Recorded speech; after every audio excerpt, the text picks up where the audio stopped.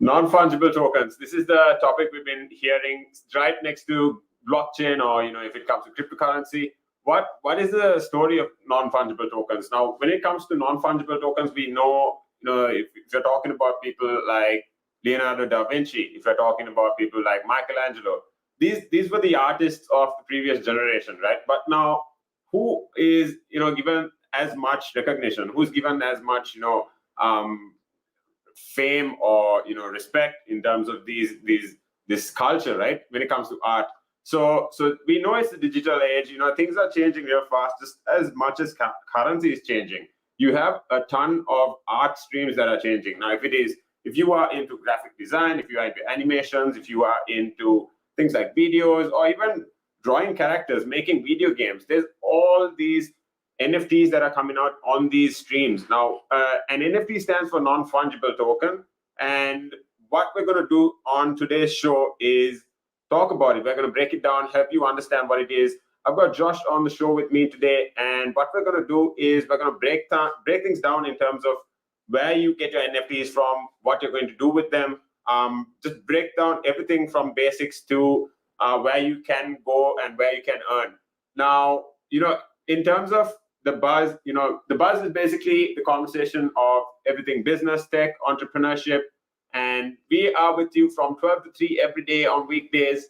We'll be with you right after this quick video. And I've got Josh here again, like I said, to break down NFTs with me. My name is Tim. Stay tuned on The Buzz.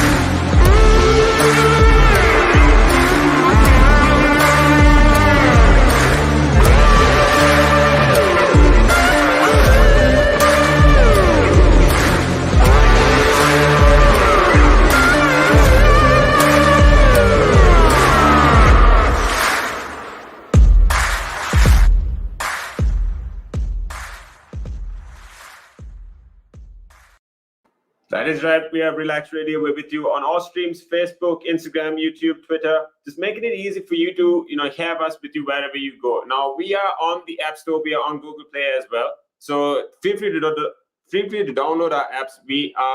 The app is free. Basically, you can get it on all platforms anytime. It's live right now as well. So coming back into the topic, we've got Josh here on the stream.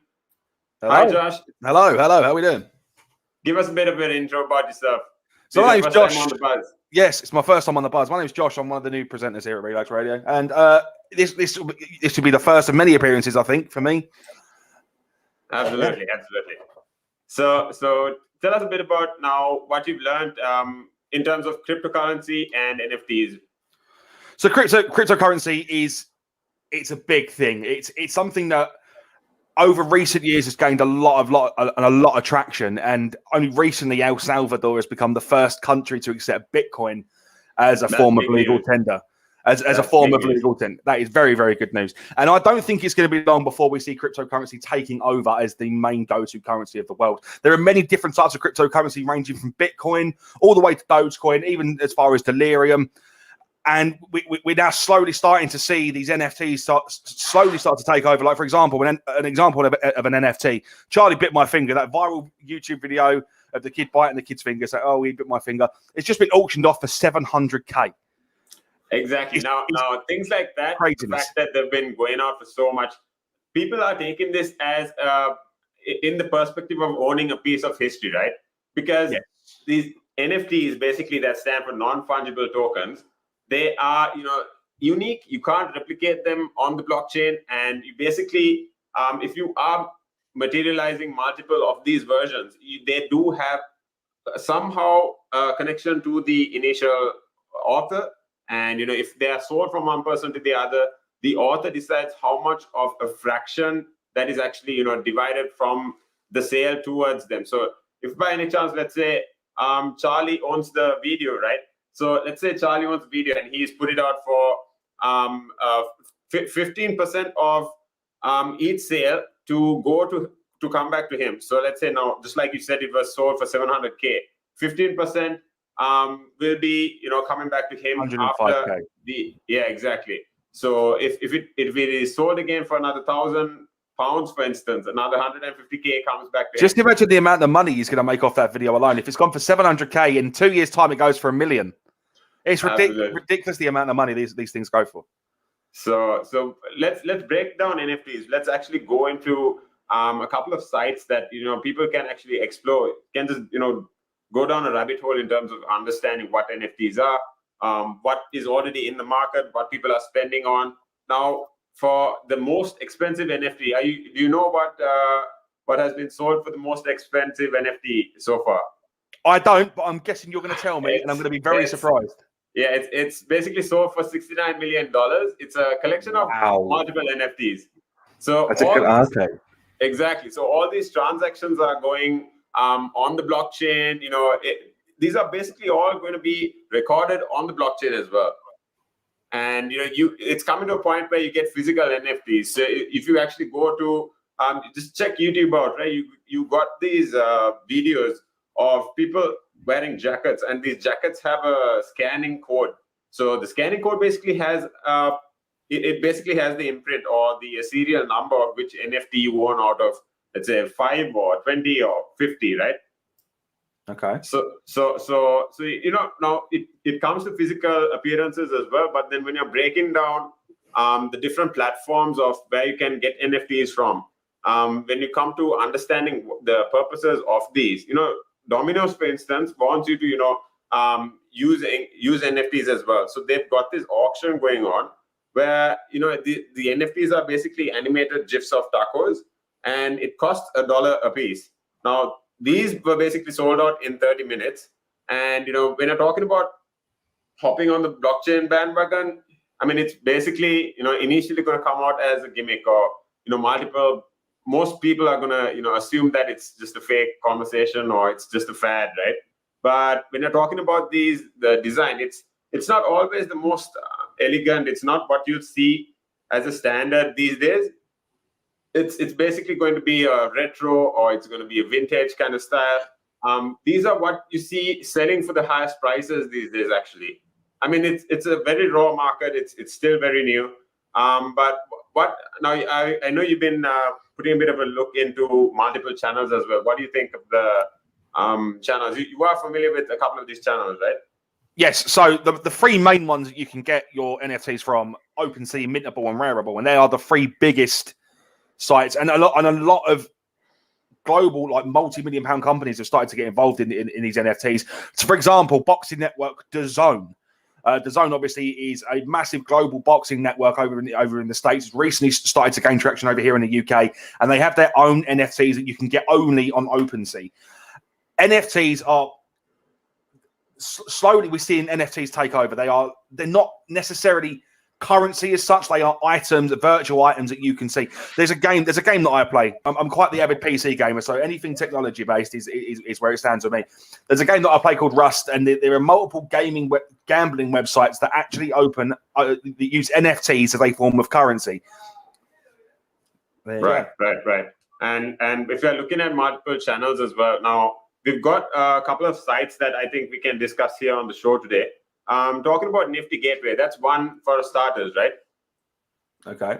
So what Nifty Gateway does is they've got a record sale of $6.6 million. And, when you're talking about these pieces, you have multiple sales volumes. So if it doesn't have to be a one-off piece all the time. So let's say if you are an author, if you are an artist, you don't have to sell only one piece. It doesn't have to be only one piece. You're not, Michelangelo. There's no limit to what you can sell. But, to whichever site that you're working on, that you're selling your pieces to, you need to know, okay, how far are you going to, limit the amount of pieces? How many pieces do you want people selling? What is the commission you're going to get off each sale as well? So these are all, altered, according to what platform you are on. Talking about how much money people want to make. But, there's this guy called Ferocious. You can find him on Instagram as well. Dude's 18 years old. He's earning hundreds of thousands of dollars just doodling sketches and, putting them out. He animates, he takes, let's say, a picture of the real world. If it's a sneaker, if it is T-shirts, he takes these and he, doodles, let's say, graphic kind of drawings on these. And then, he's created a community where people basically love him for it. And, every time he sells, it sells for at least, $200,000 or more. Wow. I mean, imagine doing that. Now, 5 years ago, who would have believed this story, right? It's crazy how far just cryptocurrency in a whole has come. Like, it started off as 2009, I think, when Bitcoin was first released, and it had a market value of 0. And gradually over the years, it shot up in price. I think after the first year, it was a recorded one coin would cost you a total of about $13, and nowadays it's like £24,000. It's ridiculous how far it's come. With NFTs obviously now starting to become a massive trend, where we're getting these physical items that are being used as a form of cryptocurrency. There's no limit to what can be sold. Let's be honest. There's absolutely no limit at all. I could sell a used pair of trainers as a form of NFT, and it could make. I'm not saying it will, because the chances of it ever happening are 0 to none. But there's potential there for it to be worth a serious amount of money. I mean, it's basically a unique piece in history, right? That's correct. That's correct. So talking about cryptocurrency, I think to just bring a little insight onto this topic. If we are talking about cryptocurrency, you have so many coins. You have these altcoins. You have Bitcoin, Ethereum, from different countries, different people. Some of them are not. Most of them are anonymous. When you're talking about places like Coinbase, we're talking about exchange places like Binance. These places are also making money off this. Now, to talk about cryptocurrency alone, I think now for the values to come back up, for people to start, trusting it again. And when I say come back up, I mean back to about $60,000 or more, right? It'll just take for another company like, let's say, Tesla, or imagine if Apple actually start accepting payments in Bitcoin. You're saying Tesla. It wasn't long ago. Elon Musk invested $1 billion into Bitcoin. 1.5. Was it $1.5 billion? Yes, $1.5 billion invested into Bitcoin. And now, if these global millionaires, these public figures are investing into cryptocurrency, surely it's saying a lot. I think it's time for everyone to start investing into cryptocurrency. Myself personally, I haven't invested anything as yet, but I do know people that have invested, and the turnarounds within a couple of years are ridiculous. Absolutely, and I think now it has been it has been heavily hyped across this year, and experts, basically the people that have been studying this, are expecting a big drop by the end of this year. So if you're looking at investing in it, I'd say a perfect time would be either now or sometime before November, right? Because looking at a 4-year cycle, looking at its lifetime, every 4 years it has a super cycle. So at least it'll rise again. So, I mean, this time's one, it was perfectly timed with the pandemic. And, if you had, even a couple of $100 in Bitcoin, it would have been. That's it. And like we spoke about on the phone, obviously, before we come on air, like Bitcoin took a massive hit in terms of value when obviously China banned any kind of cryptocurrency. So Bitcoin took a massive drop. So if you're looking to make money on cryptocurrency, Bitcoin value is only going to skyrocket. And I reckon by 2030, one Bitcoin will be worth at least $500,000. At least $500,000. Absolutely. I mean, I'm with you on that. Because when you're talking about, the drop again, you are aware of the fact that, Elon has been very heavily influential when it comes to the prices of the whole crypto market. I mean, it's a $2 trillion industry, right? I mean, $2 trillion market cap at least, right? And, you understand how raw it is, how young it is, because for someone, I mean, we have to understand that Elon is somewhere, when it comes to entrepreneurs, you have the good ones, but then when it comes to innovators or when it comes to influencers, Elon is just on his own league, right? Elon Musk is like a superhuman in terms of what he's achieved. Like the guy's gone to space. He's got legal road vehicles on the road. What's next from him? Are we going to see like a Mark Wahlberg where he's going to open up his own fast food restaurant? Who knows? We never know. Exactly. I mean, now I'm talking about how when it comes to Elon, his marketing skills, his he's ridiculous. He's ridiculous. His innovation skills are just, I mean, he thinks at least 10 to 20 years ahead, right? Yeah, I mean, I personally think the guy's a time traveler. Like he's fast forward in time and seen what this can do. But you could never put it past Elon Musk. The guy is ridiculously smart for any human. He's the next Albert. I think he's the next Albert Einstein, 100%. Absolutely, I'm with you 100% on that. And coming to the topic of when we know that there was a big hype this year, and when you're looking at the charts, there was a massive hype. So it was at around $30,000 at the beginning of this year, went up all the way to 61,000, and right after his SNL show, he came to talking about how Bitcoin is not healthy for the environment, and he said he pulled out. He said he doesn't believe in it. I mean, I'm sorry. He does say he believes in it. He does believe in the fact that it is the future. But people that like Vitalik, right? This is the founder of Ethereum. This is the founder of Ethereum, right? The Russian guy. He's basically said that. I mean, there's been a ton of conversation around this. People have started slashing Elon's name, and they've been pissed at him, right? But when you're talking about when you try to understand the industry, this guy Vitalik is basically a billionaire right now, a cryptocurrency billionaire, right? If you just Google his name, he's the founder of Ethereum, and Ethereum by itself is a whole different game. You have people like Mark Cuban, or you have people like let's say Gary Vee. These guys thoroughly, and I'd say, are for Ethereum, because Ethereum is basically an internet by itself. Yeah. So when you're looking at these, you're basically saying things like that the whole industry or the whole market cap is very young, and it's not too far from a point where it's going to mature. So people are still not too familiar or not too trustworthy. I mean, not too confident in the reliability of this. But for a person like Elon to be able to influence this, I'd say it is a really young story still. No, 100%, 100%. Like I said to you before, like it's not going to be long before cryptocurrency is going to become like the next legal tender. It's grown significantly since obviously Bitcoin launched in 2009, which is over 11 years ago now. No, 12 years ago. It's grown stupid amounts of money, and obviously like anything, consider it like investing in stocks.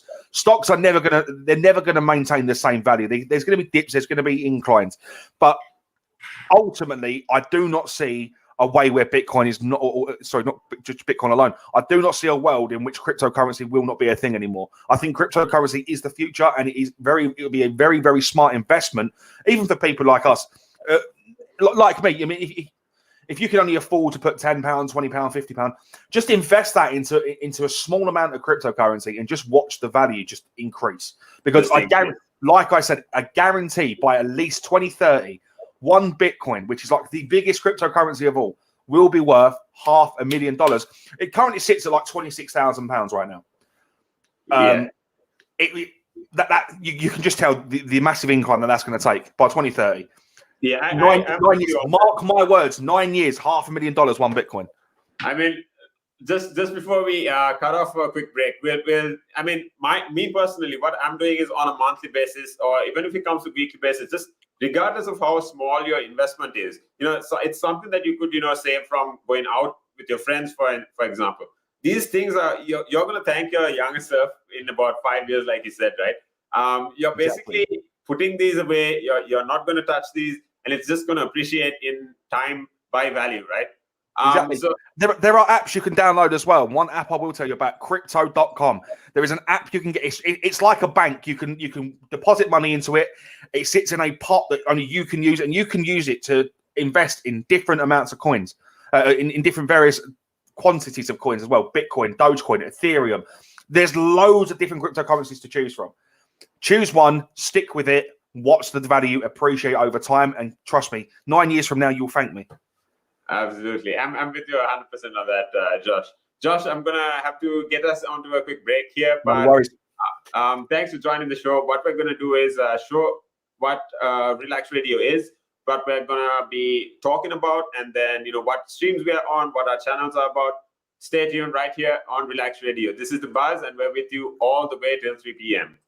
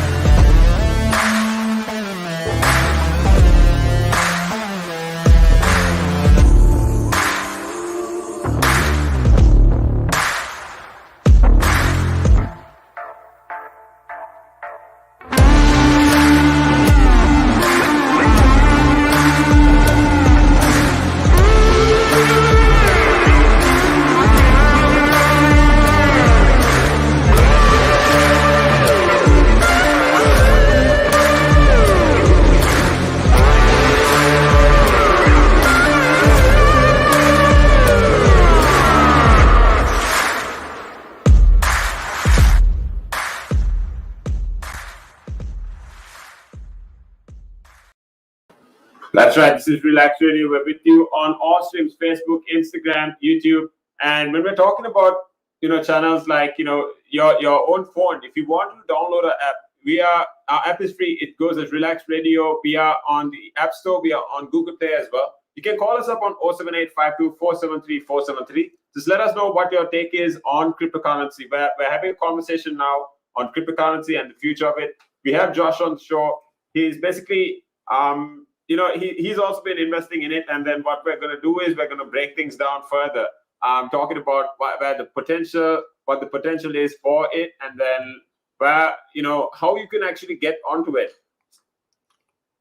Yep. So Josh, just tell us now in terms of starting your investments. What streams do you think? What wallets do you think are the best for getting on board cryptocurrency? Well, I think to start off with, if you're going to start investing in cryptocurrency, start off with something you're confident in. Bitcoin is obviously the biggest one. It's the one that everyone knows of. It's the one that's used in literally everywhere. Like I said to you before, El Salvador has now started accepting it as legal tender. So if you're going to make an investment, be smart, do it on Bitcoin, and gradually just watch the other kinds of cryptocurrency just increase and decrease in value. And once you get familiar with it and you start to understand how cryptocurrency works, then start to invest in smaller kinds of cryptocurrency. I mean, Ethereum isn't exactly small, but again, Ethereum would be a secondary, in my opinion. There's other different types. You've got Dogecoin as well. Dogecoin is an up-and-coming cryptocurrency. There are loads of other ones as well. One of the most fluctuative, I don't know. That was one of the most volatile currencies, at least the last week or the week before, right? Yeah, it was up and down like you would not believe. I myself, I'm not the biggest fan of Twitter. I'm not going to lie, but I got on Twitter strictly because I just want to know what Elon was, tweeting about things. He comes to the point where he just tweets multiple emojis around something the lines of, he might tweet a dog and a moon, and then you get a rocket right after that, and then he says hashtag Dogecoin to the moon. 5 minutes later, the Dogecoin prices just shoot up. Yeah. It's all to do with influence. If you can influence a market as well as that guy has, then you can never be too sure on where things are going to stand. Dogecoin, for me, I consider Dogecoin just a meme. Like Dogecoin was made by someone who just wanted to influx the market as such, and he's done whoever's behind it has done really, really well. So the story is that the guy that actually started Dogecoin, he started it and he actually sold all his Dogecoin and he bought a Honda Civic with all of the money. Craziness. When it come to a point where it became around $700,000, $70 million worth in terms of market cap. I mean, people you get a ton of these interviews where people have been asking him if he regrets it, people ask him if he still has plans on getting back into the market, things like that. But he says no, he seems pretty happy with it. Because initially they created it as a joke, and I mean he seems to look at it in a more positive sense. They've gotten something out of it. No, exactly. Like I said, it was made as a meme. The guy has made a load of money. Like if he chooses not to get back into the market, I don't think anyone's going to really care. Like you said, the guy's made $70 million he made off that? Like you can't. That's the wage of like loads of people combined. Like you can't. You can't. We have someone asking us about what our thoughts on Shiba. That's Shiba. What's your take on it? I'm not gonna lie. I'm not too familiar with it. Like I said, there are so many different cryptocurrencies. It's very hard to keep up because we're seeing new coins, new forms of cryptocurrency being introduced every single day. It's got to put NFTs, for example, like we spoke about. It's not hard to make an NFT. You could make a piece of art on Microsoft Paint, upload it as an NFT, and make a load of money off of it. Absolutely. I mean, you've got a ton of GIFs going up. You've got a ton of old videos going up. This Charlie with my finger video, for instance, sold for $700,000. I mean, who would have even thought, right? Now, something like Shiba.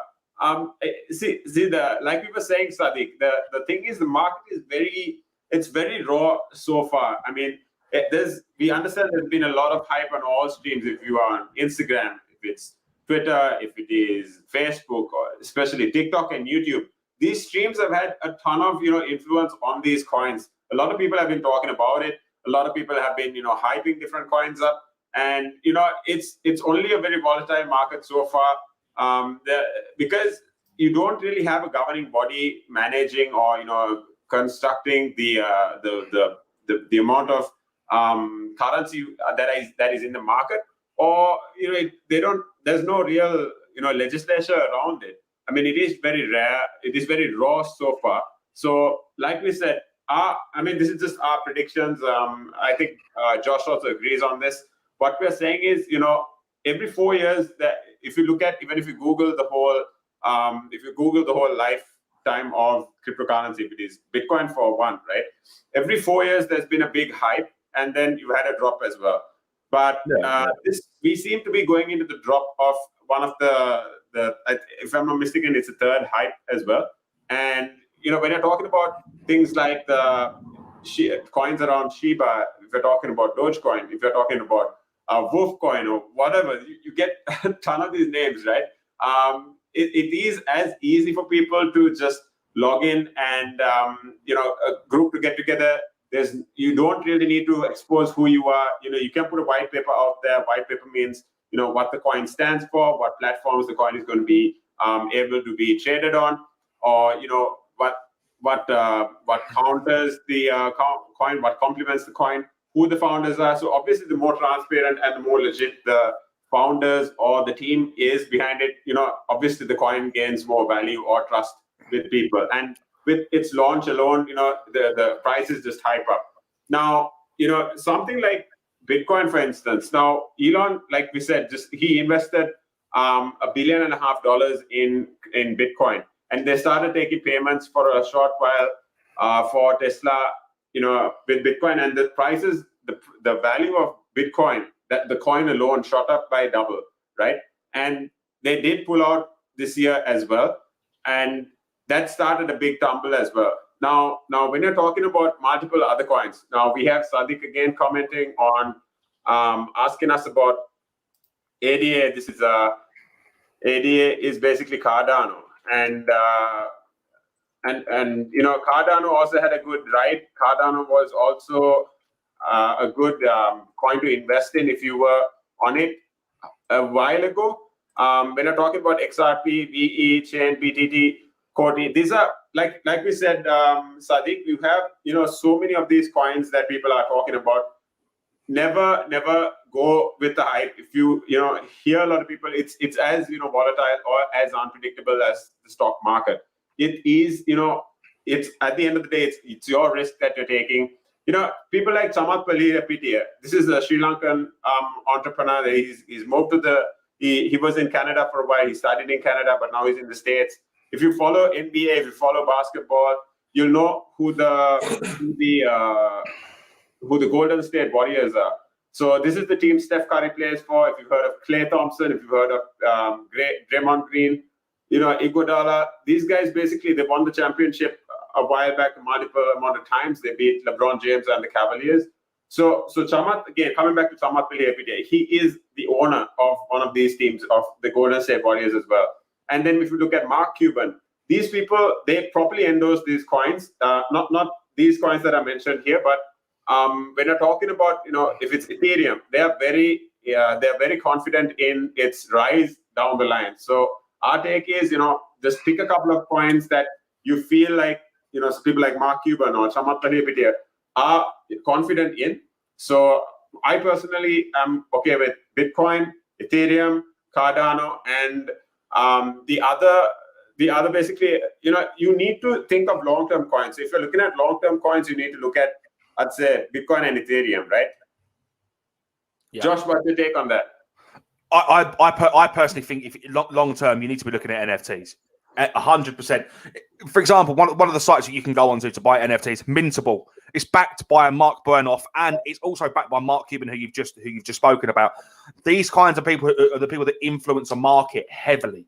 And if you're going to make a smart investment, follow what these guys do. Mintable, there's loads of other ones you can go on. Super Rare as well. Times Magazine sold a piece of artwork on there for $300,000. Like if you're going to invest in either the two coins I'd strongly advise investing in Bitcoin and Ethereum, because they're only going to appreciate in value, or invest in NFTs, Mintable and Super Rare. Those are the two places to go for NFTs. Other multi-million pound networks have got involved. The Zone, like I spoke about, has become one of the biggest boxing, combat sports networks on the internet. You can buy the subscriptions have shot through the roof. That's one. They're heavily involved in NFTs as well. There's loads of other ones. in NFTs alone. Now, just to pause you there for a second, to add to what Shamath had said, he had also said in an interview, these are all on YouTube. If you want to, you can just go check it out. Just type Shamath, Bitcoin investment related topics. Just you get the videos out. It's basically on some news channel, right? He did it live. So what he says that it's about a half an hour long interview, right? He talks about how when you're investing in Bitcoin, when you're investing in the blockchain or cryptocurrencies for that matter, you need to be careful with how much you put in. He says, and I quote, just to invest only 1% of your net worth. So that way you don't feel a loss if it goes away. And also if it just goes up, there are coins that can multiply in worth by about 100 or even by about 2 or 10, right? So you need to be ready for anything to happen with that money. Now, what a lot of people are mad with Elon Musk is because he basically hyped it up. People were praising him. People loved him during the time where he was hyping the coins up this year, especially Dogecoin, right? He used to share so many memes around it. And after the SNL show, the price was at around $1.4. So my bad, $0.4. During the show, it shot up to $0.7. And right after the show, people were expecting a massive rise. They were expecting it to go up to $1. But the coin actually crashed because now people blame him for it. I don't really blame him for it because if a coin goes up so fast, there is anything that goes up must come down, right? So exactly. Just like Bitcoin, with all these corrections that are going on, people have very unbiased or settled opinions about cryptocurrency. Our point is that you need to be patient with it. It is the future, definitely. It's just that also the reason that Elon pulled out of it is because he sees that Tesla basically the purpose of Tesla is to make transport greener. And when you are encouraging payments from when you have payments coming from a coin or production like Bitcoin, it is harmful for the environment.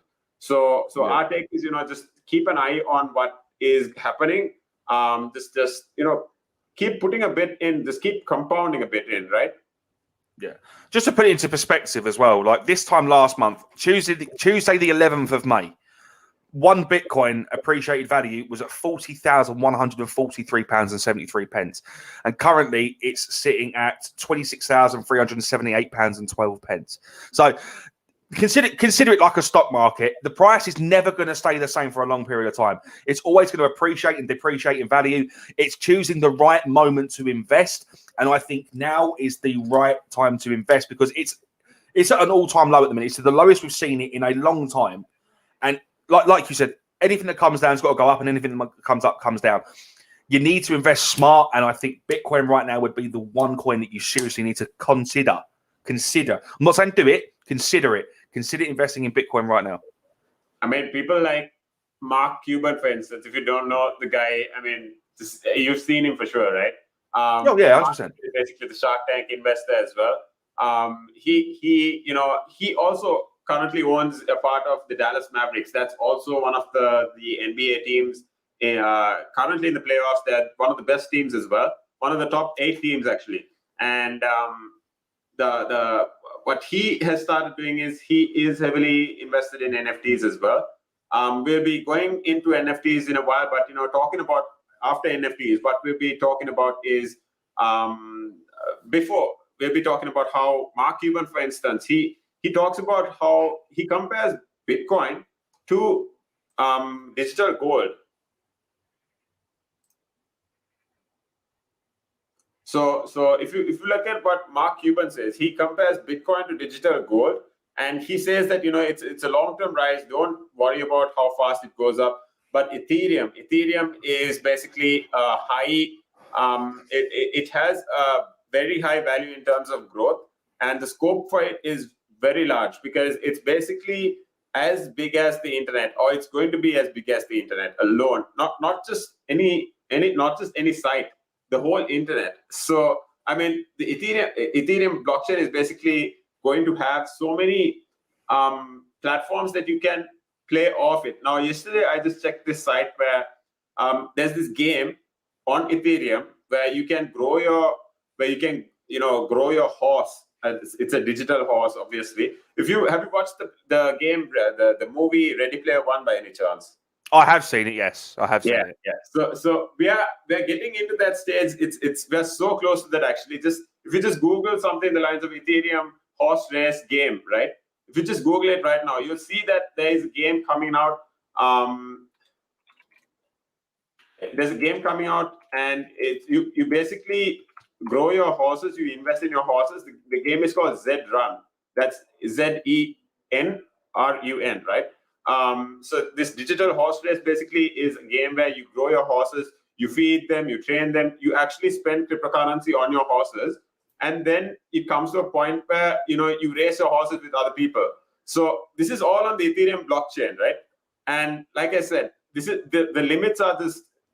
I don't know. There are no limits in this sense. Now, if it comes to a point where you have imagine playing imagine playing NFS on something like this.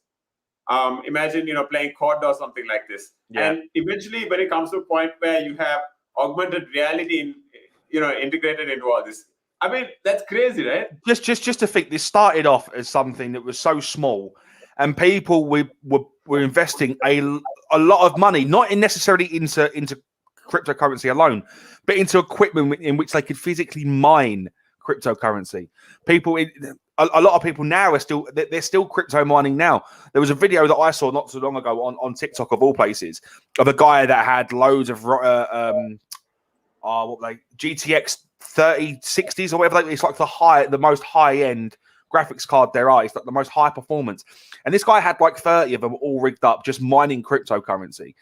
Now, the way to mine cryptocurrency all goes based on what the specs of what you are using are. So if you've got a high powered graphics card, the more cryptocurrency you're going to mine in any one time. It's gone from mining cryptocurrency to now virtual cryptocurrency, where you can actually earn cryptocurrency by playing games, gambling. It's not going to be long before, like I said, cryptocurrency is going to be like the go-to thing in at least 10 years from now. I see us living globally as a cashless, so no physical form of cash. It'll all be virtual cash. And people, I mean, I'm with you 100% on that, Josh, because when people understand that, especially during, after the pandemic hit, after, the country's systems started, exposing themselves, Yes. in terms of how much of shares, the people that actually make the law, how they are better off, and, how the people that are worse off actually go the other way down the chart, right? So, in terms of billionaires, there have been hundreds of billionaires that have got richer during the pandemic. But, it's the majority that actually suffers. So, I mean, suffer, when I mean suffer, I mean seriously, like people lose jobs.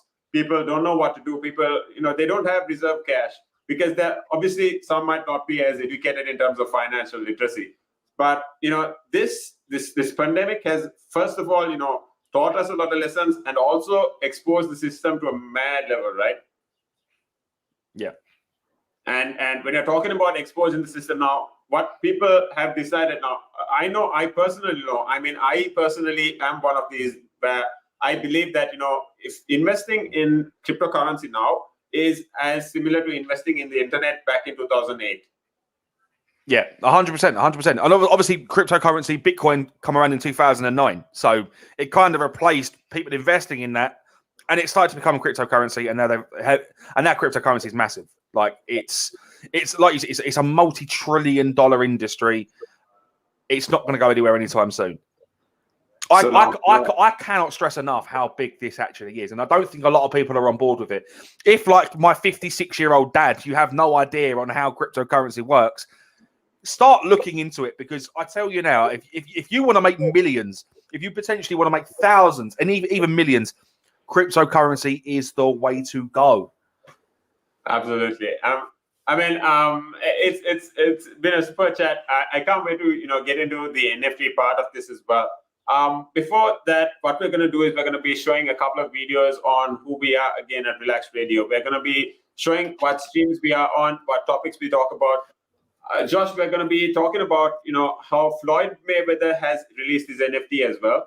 We just watched his match with Logan Paul. His value has depreciated massively. I love boxing, and what he did was bad for boxing. And if boxing was an NFT, Floyd, you are responsible for the value of boxing shooting down. You are a disgrace to boxing, an absolute disgrace. We've got a topic in the lines of crypto cloud, and it's called BitCloud, right? Where it's similar to what you just spoke about. So BitCloud is basically like Twitter, but instead of followers, you have your shares. So if people, let's say Ariana Grande, for example, like you said, Floyd Mayweather, for instance, or even Logan Paul. Now, I'm not going to lie. I'm just looking at it in an opportunistic point of view, right? Logan Paul had the match of his life. I mean, it was a paycheck. It was a paycheck. Regardless of what happened physically, he made so much of money this weekend. Yeah, I know. And if people had, when you're talking about BitCloud, if people had invested in someone like Logan Paul, their money would have gone up again. But we'll get into that right after these videos. We'll talk about BitCloud, we'll talk about Floyd Mayweather, and the NFTs that they as well have released. So stay tuned right here on Relaks Radio. We'll be with you all the way till 3 p.m. Climb Mount Everest. That's in my bucket list. You're laughing, but that is the facts right there. I'd love to do that. That is something I'm looking forward to do, hopefully. Climb Everest. Mount Everest. Okay, not the very tip of Mount Everest, maybe the base camp at least. They're talking about mental health. If you went out and got some exercise in the fresh air, that will improve your mental health. It will make you feel better. That's true. That is true.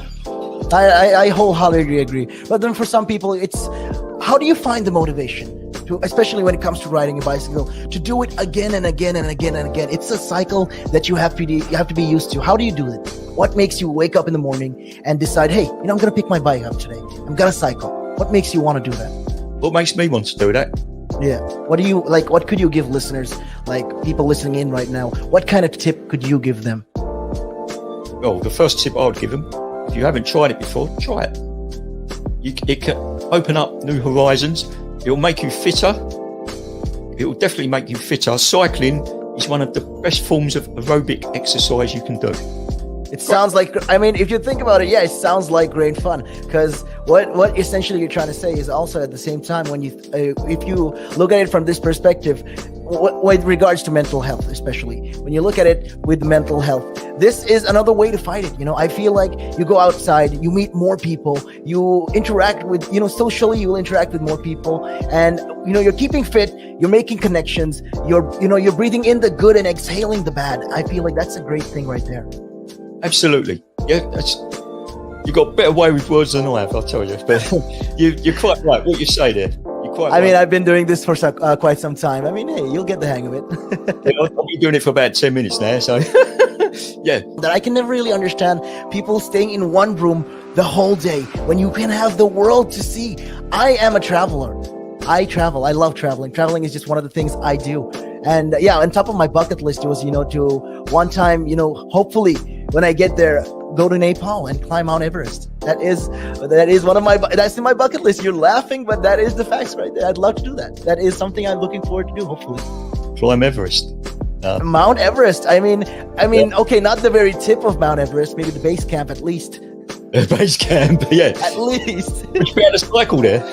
Oh.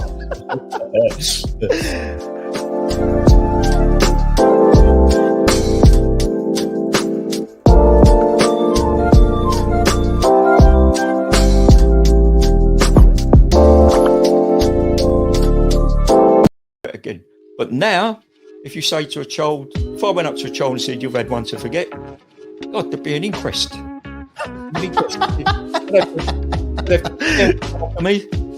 Why did you reject my son? Oh, I haven't rejected your son. I want to talk about, how the generation gap, how much has changed, especially when you check the youth nowadays in comparison, to people back in the day. I'd say when I was younger, it was more disciplined. Not now. In comparison to now. Not at all. Not now. The way things are nowadays, the younger generation, you seem that they can't accept the word no, if that makes sense. They can't accept rejection. Essentially, is what you're trying to say. Yeah, they can't accept the word no. So if you, how did I do? Or you didn't do very well, and they get upset, you know. And when I was a youngster, my father used to say to me, because I used to be sport mad when I was very young. Well, I still am sport mad, but like participating in different sports. And if I had a bad game, for example, I'd say to me, "You had one to forget." That's it. Your dad sounds like a smart guy. I mean, yeah, that's the real fact of the matter. Yeah. You know, he'd say to me, "You had one to forget. Get over it," and that was it. So I'd dust myself down and do it again. But now, if you say to a child, if I went up to a child and said, "You've had one to forget," God, there'd be an inquest. An inquest. For me, why did you reject my son? Oh, I haven't rejected your son. Or daughter. I've just told them that they need to buck their ideas up. That's the truth right there. I mean, if you think about it, if you check the generations, like right now in the US as well, I've seen a lot of these things as well. In the UK, you know, you get medals for participation. But what's the point? What are you trying to? Yeah, what's the point? Either you win or you lose. People are so afraid to put that whole notion of lose. You know, when it comes to right now, the generation gap is just crazy. You know how much. A lot has changed. Social media has taken control of our lives, and we don't even realize it anymore. We're crippled because of it. That's absolutely right, Nick. Because, as you said, you know, nowadays it seems that you get rewarded for failure. You know, for the life of me, Nick, I can't get my head around that. Perhaps I'm just getting old and morbid. I don't know. I just can't get my head around how you could be rewarded for failure.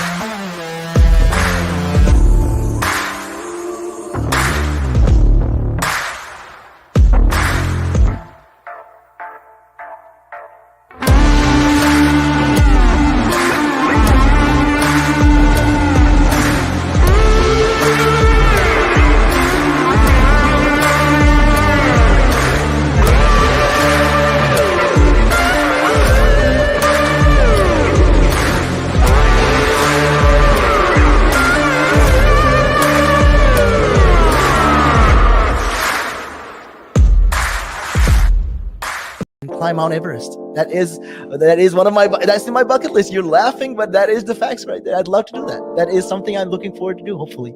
Climb Everest. Mount Everest. I mean, okay, not the very tip of Mount Everest, maybe the base camp at least. You're talking about mental health. Well, if you went out and got some exercise in the fresh air, that would improve your mental health. It will make you feel better. That's true. That is true.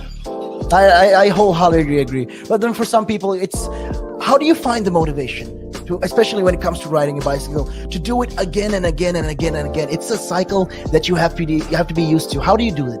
What makes you wake up in the morning and decide, hey, I'm going to pick my bike up today. I'm going to cycle. What makes you want to do that? What makes me want to do that? Yeah. What do you like? What could you give listeners, like people listening in right now? What kind of tip could you give them? Well, the first tip I would give them, if you haven't tried it before, try it. It can open up new horizons. It'll make you fitter. It will definitely make you fitter. Cycling is one of the best forms of aerobic exercise you can do.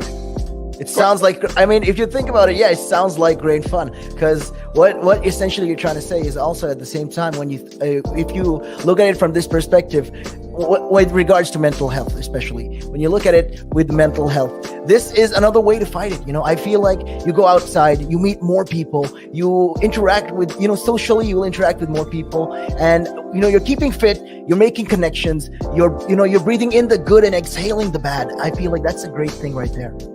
Absolutely. Yeah, you got a better way with words than I have, I'll tell you. But you're quite right. What you say there. I mean, I've been doing this for quite some time. I mean, hey, you'll get the hang of it. I've been doing it for about 10 minutes now, so yeah. That I can never really understand people staying in one room the whole day when you can have the world to see. I am a traveler. I travel. I love traveling. Traveling is just one of the things I do. And yeah, on top of my bucket list was, to one time, hopefully when I get there, go to Nepal and climb Mount Everest. That is one of that's in my bucket list. You're laughing, but that is the facts right there. I'd love to do that. That is something I'm looking forward to do, hopefully. Climb Everest. Mount Everest. I mean, okay, not the very tip of Mount Everest, maybe the base camp at least. Base camp, yeah. At least. Would you be able to cycle there? Oh.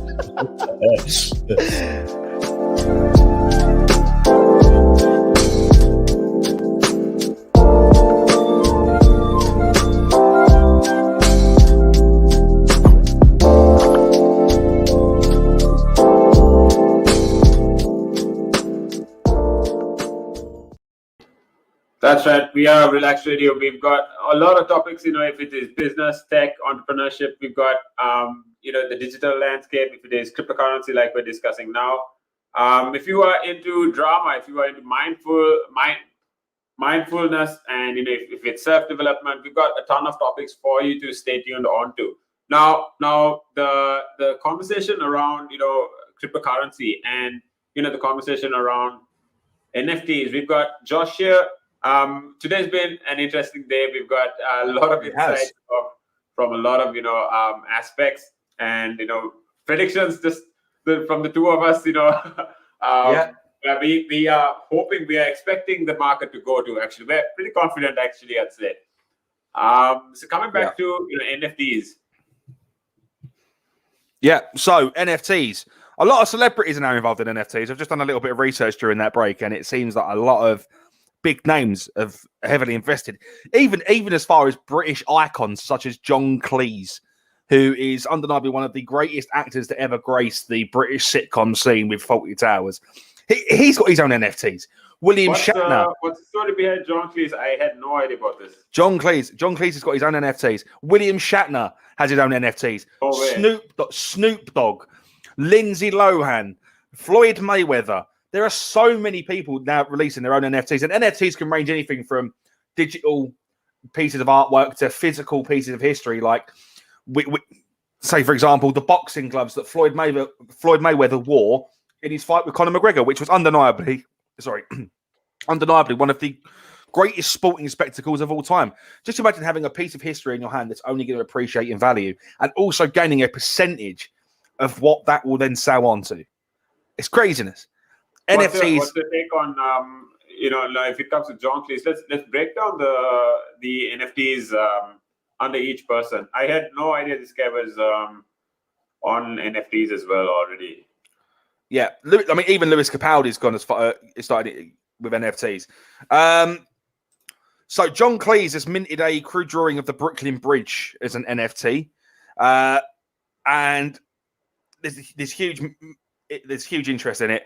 It's recently sold on OpenSea for 17.8 Ethereum, which works out at about $36,000.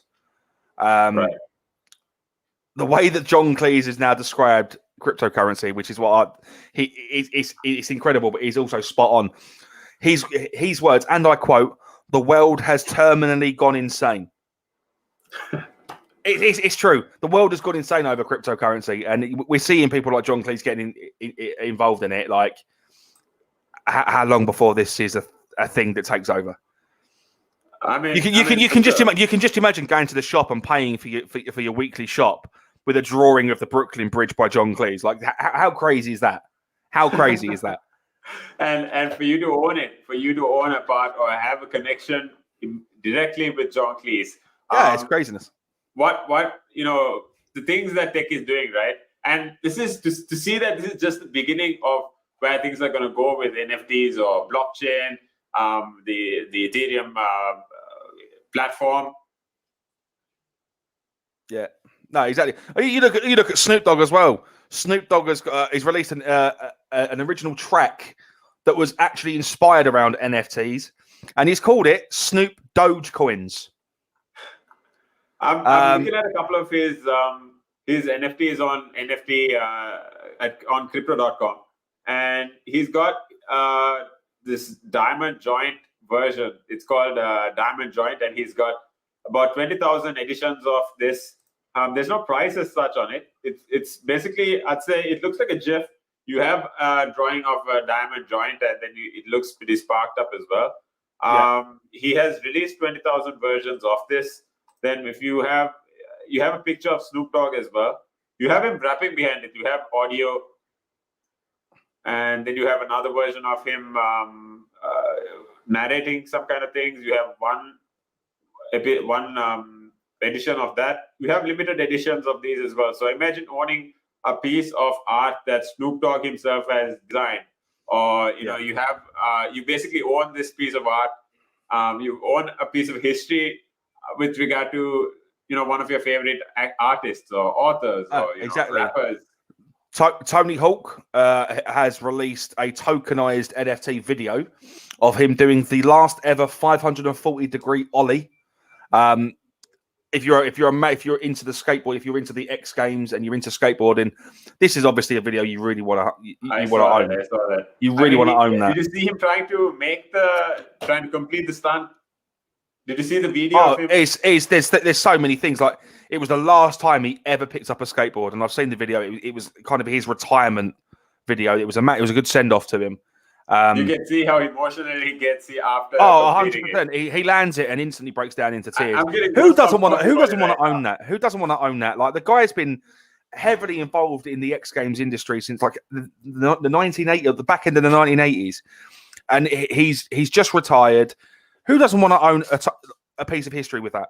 Who doesn't want to? I'd love to own a piece of history with something like that. That'd be incredible. The question is, how much is it going to go for? That is the question. I mean, for them, it's just a matter of, I'd say, for anyone, right? I don't want it to be, when I talk about this, for me personally, I don't want it to limit to just a point where I see that, okay, these people are doing it, so they're successful around it, and they're the only ones benefiting. I mean, there is always a chance where we can get up there, we can create our own community and come to the point where we can actually, sell our own NFTs as well, and people will find value in it. But if you are a creator, if you are an author or a producer in terms of NFTs, when you launch your NFT, you don't really need to. It's not necessarily a fixed price, or you don't have a high cap or a low cap on how much you have to sell a piece for.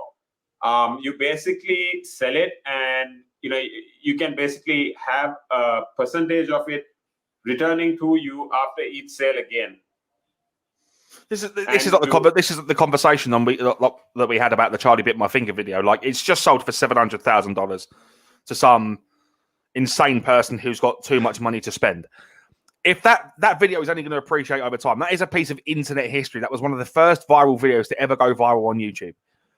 If that then sells on later on down the line for, say, $1.5 million, and you're taking 20% of that, that's $300,000 that you're making just for doing nothing.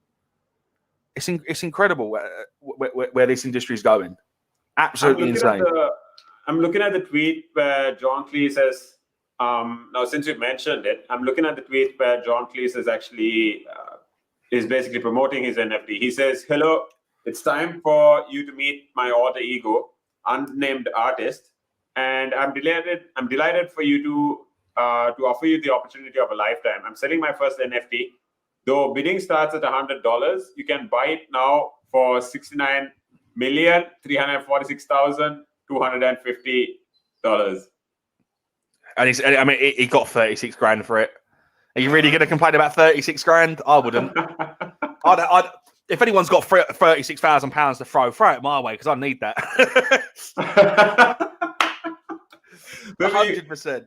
Maybe you draw your own NFT and just upload it. I mean, it's just I'll just take a selfie and just upload it and just hope for the best. Absolutely. I'd say, maybe put on his mustache, or you can, I don't know, copy his haircut and put it on yourself and just upload it, right? No, that's it. Or do an impersonation of a Faulty Towers sketch. Absolutely. Brilliant. Now, when we're talking about the insane sides of NFTs, a couple of things I saw was how you can actually, so NFTs don't just limit to pieces of art. It is a connection. It's everything. Connection. Yeah, you can also have physical appearances as well. You can pay for physical appearances in NFTs, or you can have that physical appearance, like that actual appearance. Like if you say, for example, you hired out Snoop Dogg to perform at your bar mitzvah or whatever. If you're in the States, we don't do that over here. If you hired him out to do that and you have that captured, that's an NFT in itself. That can only just appreciate in value. There are no limits to what an NFT could be. Absolutely no limits at all. Doesn't have to be virtual. It can be a physical piece of history. It could even be something as small as, I don't know, like a personal drawing from the art from the person who's got the NFT. Now, are you familiar with Gary Vee? No, I'm not. Okay, Gary Vee is basically one of the biggest business moguls, social media moguls. You need to just check his name out, right? He's killing it on the NFT platform. He's revolutionizing the game here, right? Okay. He's super motivational. He's got his scene on. He's big on social media. He's strong in estimating or evaluating where platforms will go. And also, now what he talks about is he's basically up there with The Rock and people like Snoop Dogg. If he wants to call a meeting with them, it's done, right? Okay. Just Google his name. You've probably seen his face as well. So talking about Gary Vee. Now, when he launched his NFTs, he launched a series where you can actually you can actually launch a couple of videos, or he's drawn a couple of pictures, right? Say something in the lines of patient panda, or grateful goat, something in these lines, right? These are what he launches. And Gary Vaynerchuk, yeah. You let's say you invest in it. He's launched, let's say, if it is patient panda, and if it's around $500, for example, this particular NFT, let's say he's launched about 50 of these. Whoever invests in this has the opportunity to get on a call with him or go golfing with him, meet him. So this opportunity is a direct ticket without any intermediate player. So it's very similar to the blockchain, where people can make transactions without a bank in between. Okay. This is Gary Vaynerchuk, yeah? Yeah, Gary Vaynerchuk. I've seen this guy all over YouTube. Absolutely. You can't miss this guy's face. You can't miss his content. A lot of the videos now. If you actively watch YouTube like I do, I'm heavily invested in social media. Absolutely love it. Gary Vaynerchuk's videos where he talks about just investments, like not even necessarily just Bitcoin or cryptocurrency, just investments in general. This guy will pay for ads to appear on these videos. This guy is massive. Now I've seen his face and I recognize him 100%. Yeah. I mean, his net worth is, by the end of 2019, his net worth was 160 million, and now he's involved in NFTs and crypto. Exactly. Now for him to come to this point, he only started as a wine seller in his dad's wine library. Shop, right? Wine library. Yeah, wine library. So you are aware of this guy. So now talking, about this, he says how if it is someone like Ariana Grande, Grande, if we're talking about someone like Snoop Dogg, like we were just talking about, if these guys want to have their own, shows, if they want to have their own performances directly with the fans, with no one taking cuts off, organizing or anything of that sort, they can, let's say, it's just a matter of Snoop Dogg launching an NFT for around 20,000 people, charging it at around, $250, or, even if it's $1,000. Whoever invests in it has that ticket. That NFT is that ticket. And after the show, obviously that is going to be limited only to these people. After the show, these people are going to be able to sell that NFT again. And after each sale, out of each sale, there's a commission that's going to come back to Snoop Dogg. Yeah. So you look at these other people. Cool. Sorry? You look at these other people that are invested in NFTs. Francis Ngannou, the UFC heavyweight champion, after his title fight with Stipe Miocic, sold a grand whopping total of $580,000 of NFTs. Now, that was considerably more than his actual purse for the fight, because his purse for winning the fight and knocking Stipe Miocic out was $500,000. So just this is mental, absolutely insane. These big names are getting involved in these NFTs, and why aren't we? Why aren't we? We definitely need to. I mean, it like I said, it's the beginning of the next .com bubble. Oh yeah, Kim.com is brilliant. Kim.com is another one that's heavily invested in cryptocurrency as well. Guy is massive. The guy currently lives out in New Zealand. Obviously, for those that don't know who Kim.com is a Dutch multi-millionaire who come under a lot of scrutiny and fled to New Zealand after criminal charges were put against him. Obviously, New Zealand have no jurisdiction to the Netherlands, which is why Kim.com now resides there. Kim.com has built his a massive fortune on encrypted data. Now heavily invested in cryptocurrency. I've seen a lot of stuff about him online. Guy's worth millions, worth an absolute fortune. He's called the movie industry killer. Yeah. And to break down things like for artists, what I see is beautiful about these NFTs is you're going to have, instead of the artist coming to the point where they have to negotiate, or they have to negotiate their they have to agree, instead of negotiating, they have to agree to an event organizer or a producer. Instead of them agreeing to the demands of a producer, they are now going to be able to turn the tables. Now the producers are going to come to them and say, okay, right, this is how much I'll pay, or this is how much I'll charge for you to basically use me. So yeah, it cuts out the middleman. It cuts out the middleman as such. There's no midterm negotiations. It's literally A to B, and the producer or the record company would be the C. Now, Mark Cuban, for instance. Now, Mark Cuban, what he does is when he talks about NFTs. Now, these guys. The reason I like to listen to these guys is because you have a mature state of looking at whichever industry, right? When you listen to these guys. So yeah. Mark Cuban is obviously looking at it in a business perspective. He's looking at it in scaling. He's looking at it 10 years, 20 years from now. So when we talk about NFTs, currently it's just individuals selling pieces of art that have some connection to a particular moment or something of that sort, right? But I saw a video of Mark Cuban actually talking about when it comes to NFTs. If you actually create a textbook, you create a textbook in this time that is relevant. You give the correct amount of qualifications, or you have a legit qualification for whoever that studies what your subject is. Let's say if it's app design, for instance. Now I'm learning app design on the side, but if I have to invest in an NFT that gives me the qualifications to work as a software engineer for, let's say, $200K a year, right? If I invest in this NFT, now this NFT has the ability to scale again, right? And if I sell that NFT to someone again, I can charge higher for that. So that is that take on NFTs. We were talking about the entertainment, the music industry, but that is what the education industry will look like. Yeah, and I think talking about musicians and stuff being involved in NFTs, I think it for them to be involved in such a higher grossing thing is good for them. obviously with the pandemic over the last couple of years, like concerts, worldwide tours, all been cancelled.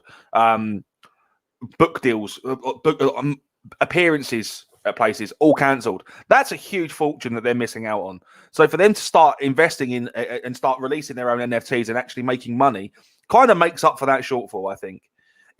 What would be great is if it wasn't so strenuous for small time artists, the people that the up and coming singer songwriters, the up and coming music artists over here in the UK that have been heavily impacted, where they haven't been able to release or do their tours or do their concerts because of this pandemic. If they could get involved in this NFT business and make their money back, I think that is the saving grace of what I think this pandemic. If this pandemic has taught anyone anything, is that together we're better together. And if you really want to support your artists, invest in them. Buy their NFTs, invest in their stocks, support them as artists. I think that's a perfect thing for them to start investing in.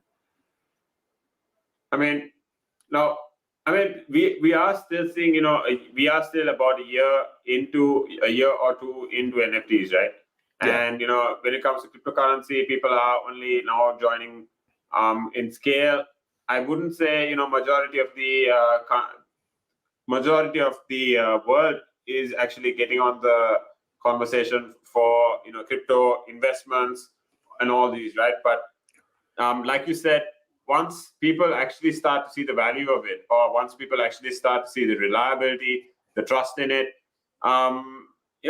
it's definitely going to pump up to at least $500,000 each, or £500,000 each, and especially Bitcoin anyway will definitely appreciate value.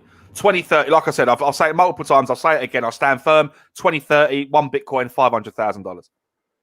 Now, for there was a time where there's this conversation. I'm not sure if you've heard yet as well, but this dad, right? He says he sold when it was back in the day. He said he owned a couple of Bitcoin and he just sold about 2 to 3 Bitcoin and bought pizza with it for dinner.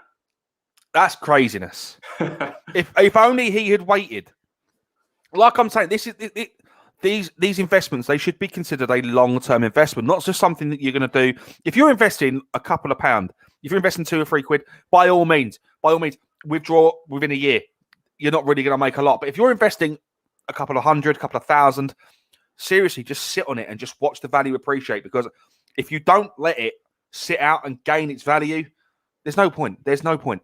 This is what you were saying earlier on. If you're going to invest a small amount. Invest 1% of your net worth. So you're not really going to lose anything if it does depreciate. If you invest a small amount, an affordable amount, you can only the only way is up. The only way is up. The only way it's going to go is you're going to make your money back and then some for you to then invest even more. Smart investment would be to sit on it.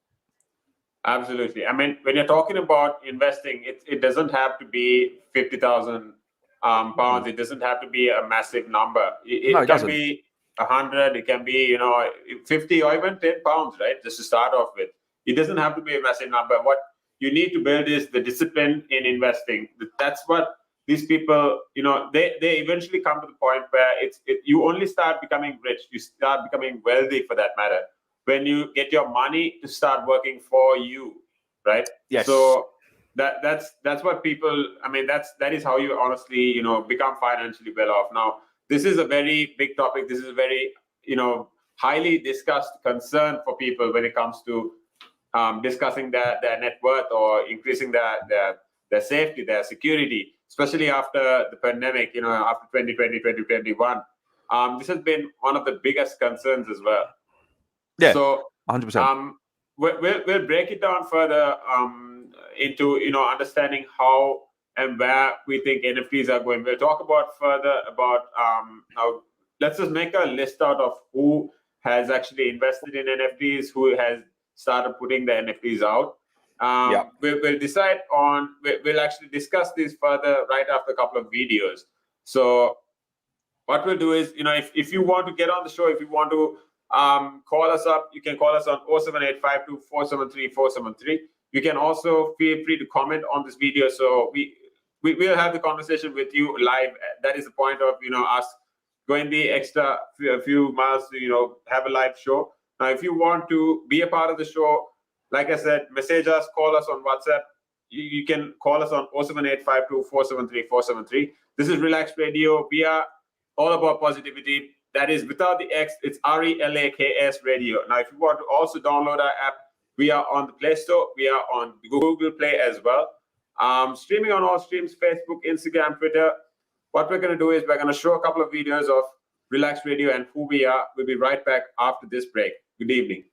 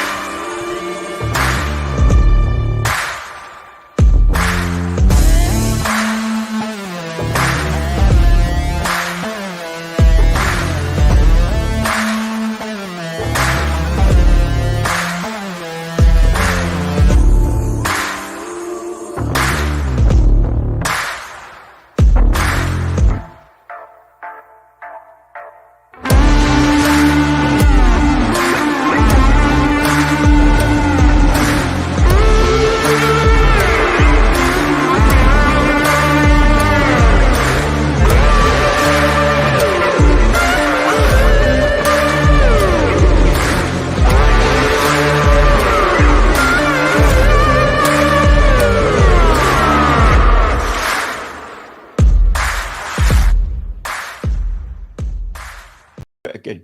But now, if you say to a child, if I went up to a child and said, you've had one to forget, God, there'd be an inquest. Me, why did you reject my son? Oh, I haven't rejected your son. I want to talk about, how the generation gap, has how much it's changed, especially when you check the youth nowadays in comparison, to people back in the day. I'd say when I was younger, it was more disciplined. Not now. In comparison to now. Not at all. Not now.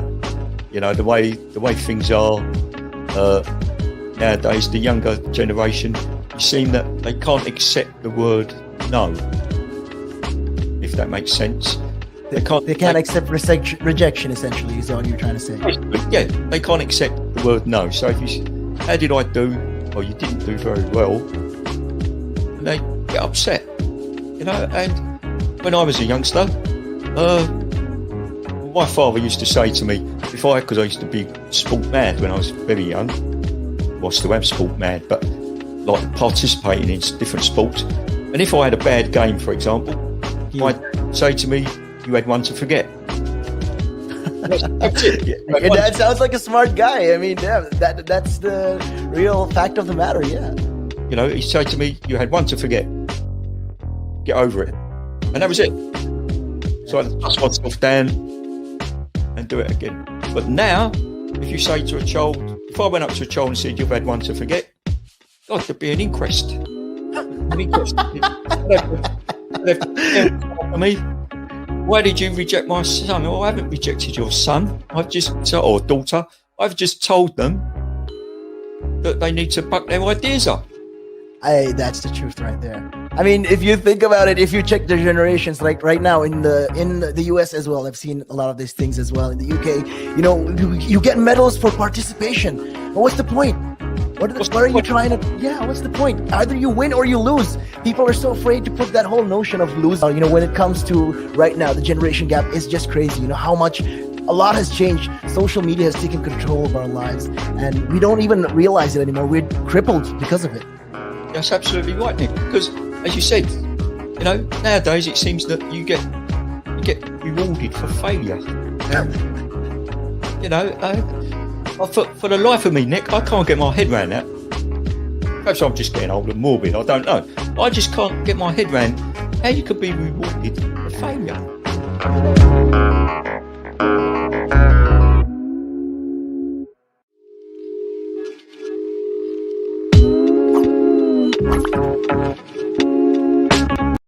And it gives them something to look at, and it makes them laugh. It makes them laugh. So that's why I do it. Oh, and it could be a really good pickup line as well. Ladies who ask, "Hey, excuse me, so why are you wearing something so colorful?" I mean, hey, you can always have something up on your sleeve. I mean, got me thinking. You know, you want to stand out. Why do you want to stand out though so much, especially with these kind of shirts when you're riding? There must be a purpose behind it, right? Well, when you say a purpose, Nick, what I do, I wear the shirts, mainly one because they're nice and bright, so they make me visible, especially if I'm riding on the road. Okay. I mean, yeah, that's very important, right? Because you want cars, yeah. Very important. And also, like, people see me in like calves, and perhaps I shouldn't be saying this on here, I suppose, but in the bar afterwards. All right. And it gives them something to look at, and it makes them laugh. It makes them laugh, so that's why I do it. Oh, and it could be a really good pickup line as well. Ladies who ask, "Hey, excuse me, so why are you wearing something so colorful?" I mean, hey, you can always have something up on your sleeve. I mean, you look like a guy who do. You know me too well.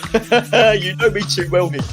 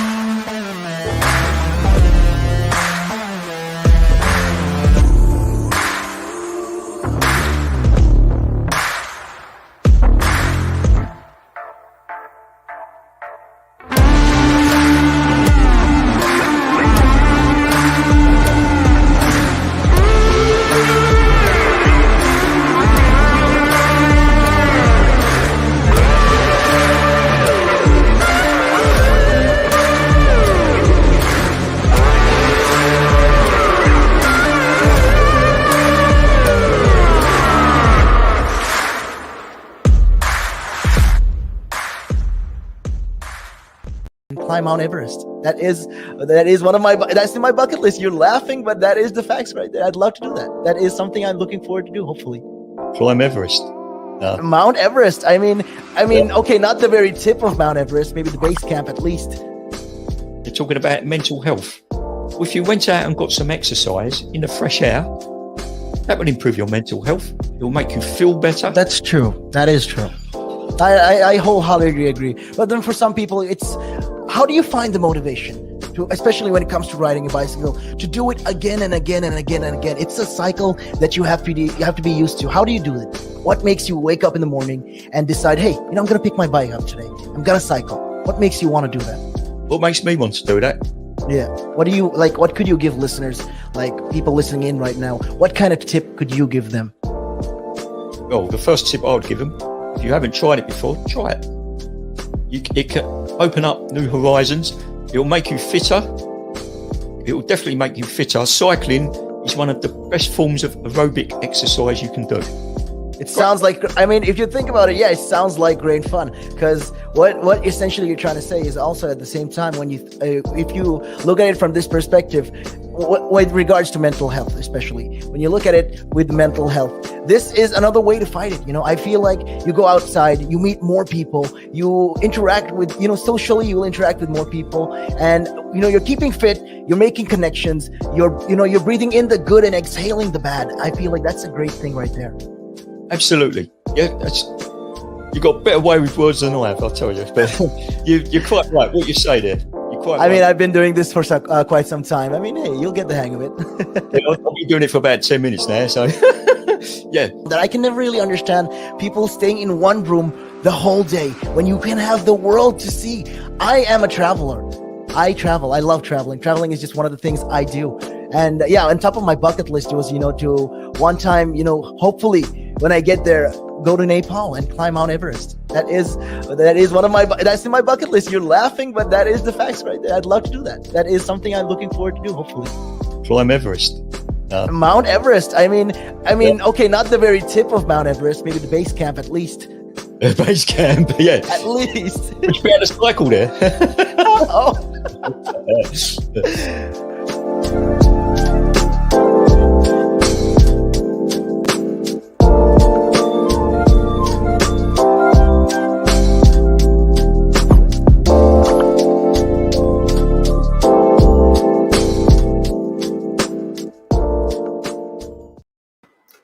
That's what you get. This is Relaks Radio. We are talking everything business, tech, entrepreneurship right now on the buzz. We're with you all the way till 3 p.m.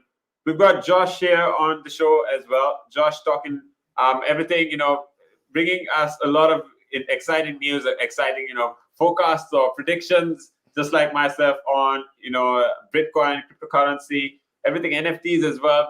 We've actually learned quite a bit. I've learned quite a bit as well myself, talking about cryptocurrency. I had no idea John Cleese was on NFTs as well. It's crazy. British icons that John Cleese is I think he's in his 70s now. You wouldn't expect anyone like him. Like I was sitting there talking about my 56-year-old father who would have no idea on how to invest in cryptocurrency, and we've got the likes of John Cleese, who is a British icon in sitcoms, and he's got his own NFTs out. It's craziness. I mean, talking about how when this guy, if he really wants to, he can just chill, put his legs up, and just relax. But he's 81 years old. 81 years old, and he's got his own NFTs. Exactly. Now talking about how invested he is on these, it comes to conversations like what are the possibilities? If we have someone like, I'm just thinking, if we're talking about John Cleese getting on NFTs, we have the opportunity for someone like David Attenborough coming on and really releasing NFTs as well. I don't think it'll be long. I personally think if we're going to see the likes of David Attenborough, obviously David Attenborough is getting on quite a bit. He's in his 90s. He's not. It won't be long before we lose a national treasure, and I hate saying that. I really do, because it's really morbid. Yeah. But it's not going to be long before we lose a national treasure that is David Attenborough. And I think if his family were to release David Attenborough NFTs, that value is going to skyrocket like you would not believe. He's 95 years old. 95 years old. I mean, if we're talking about, like, you look at some of the highest earning celebrities right now, like they're from the grave. Michael Jackson is the most. He's the most paid. He's the biggest paid deceased celebrity of all time. If Michael Jackson NFTs were to hit the market, their value is going to be ridiculous.